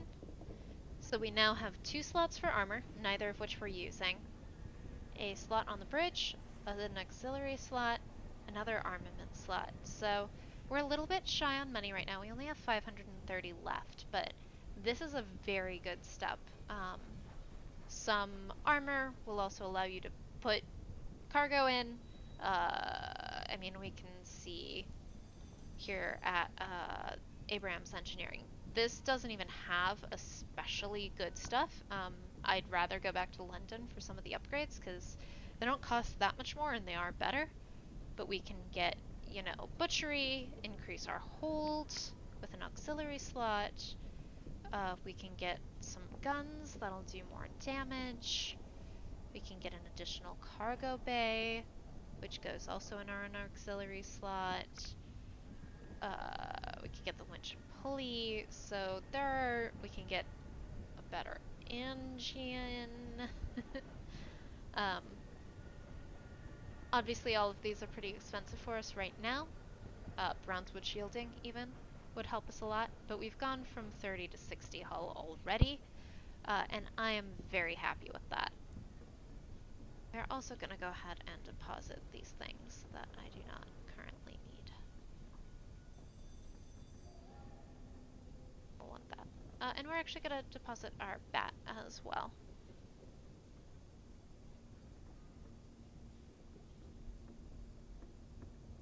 We'll take that because we will end up needing that at some point here. Shivering Gemmy. Economical. Yeah, Awesome. Woo! New train. So our next goals will be to outfit it just a little bit more strongly before we go to Eleutheria, but if I get bored, we may just go for it anyway. But hopefully we can get a little bit more money and make our way through. Because we have a fair bit to do up at Hybris. We have plenty of officers to talk to. We probably can progress a number of these stories just by being here. We can turn in this at any time. We can finish helping the circus by the Kantaraki. The Incognito Princess, if we get some Chorister Bee souls. Talk to the Vagabond again. Talk to the Chytopterus Hoarder. Lots of good places to go. Talk to the Aunt. So, yes, we have many things that we'll be able to do here. We can go back to Magdalen's. So yeah, lots of exciting stuff. So given that, I think we will go ahead and call it here for today, but we will pick this back up same time, 6 p.m. Pacific time next Friday, barring something coming up, but I don't anticipate anything at this time. And if I can fit in a couple other streams, we might play some more Griftlands, might play one of the other new games I've picked up on the Steam sales. So if you're interested, if you enjoy watching me play these story-based games, kill my voice talking too much, feel free to give me a follow so you get notified anytime I go live. Otherwise, thanks so much for joining me, and hope to catch you in a future stream.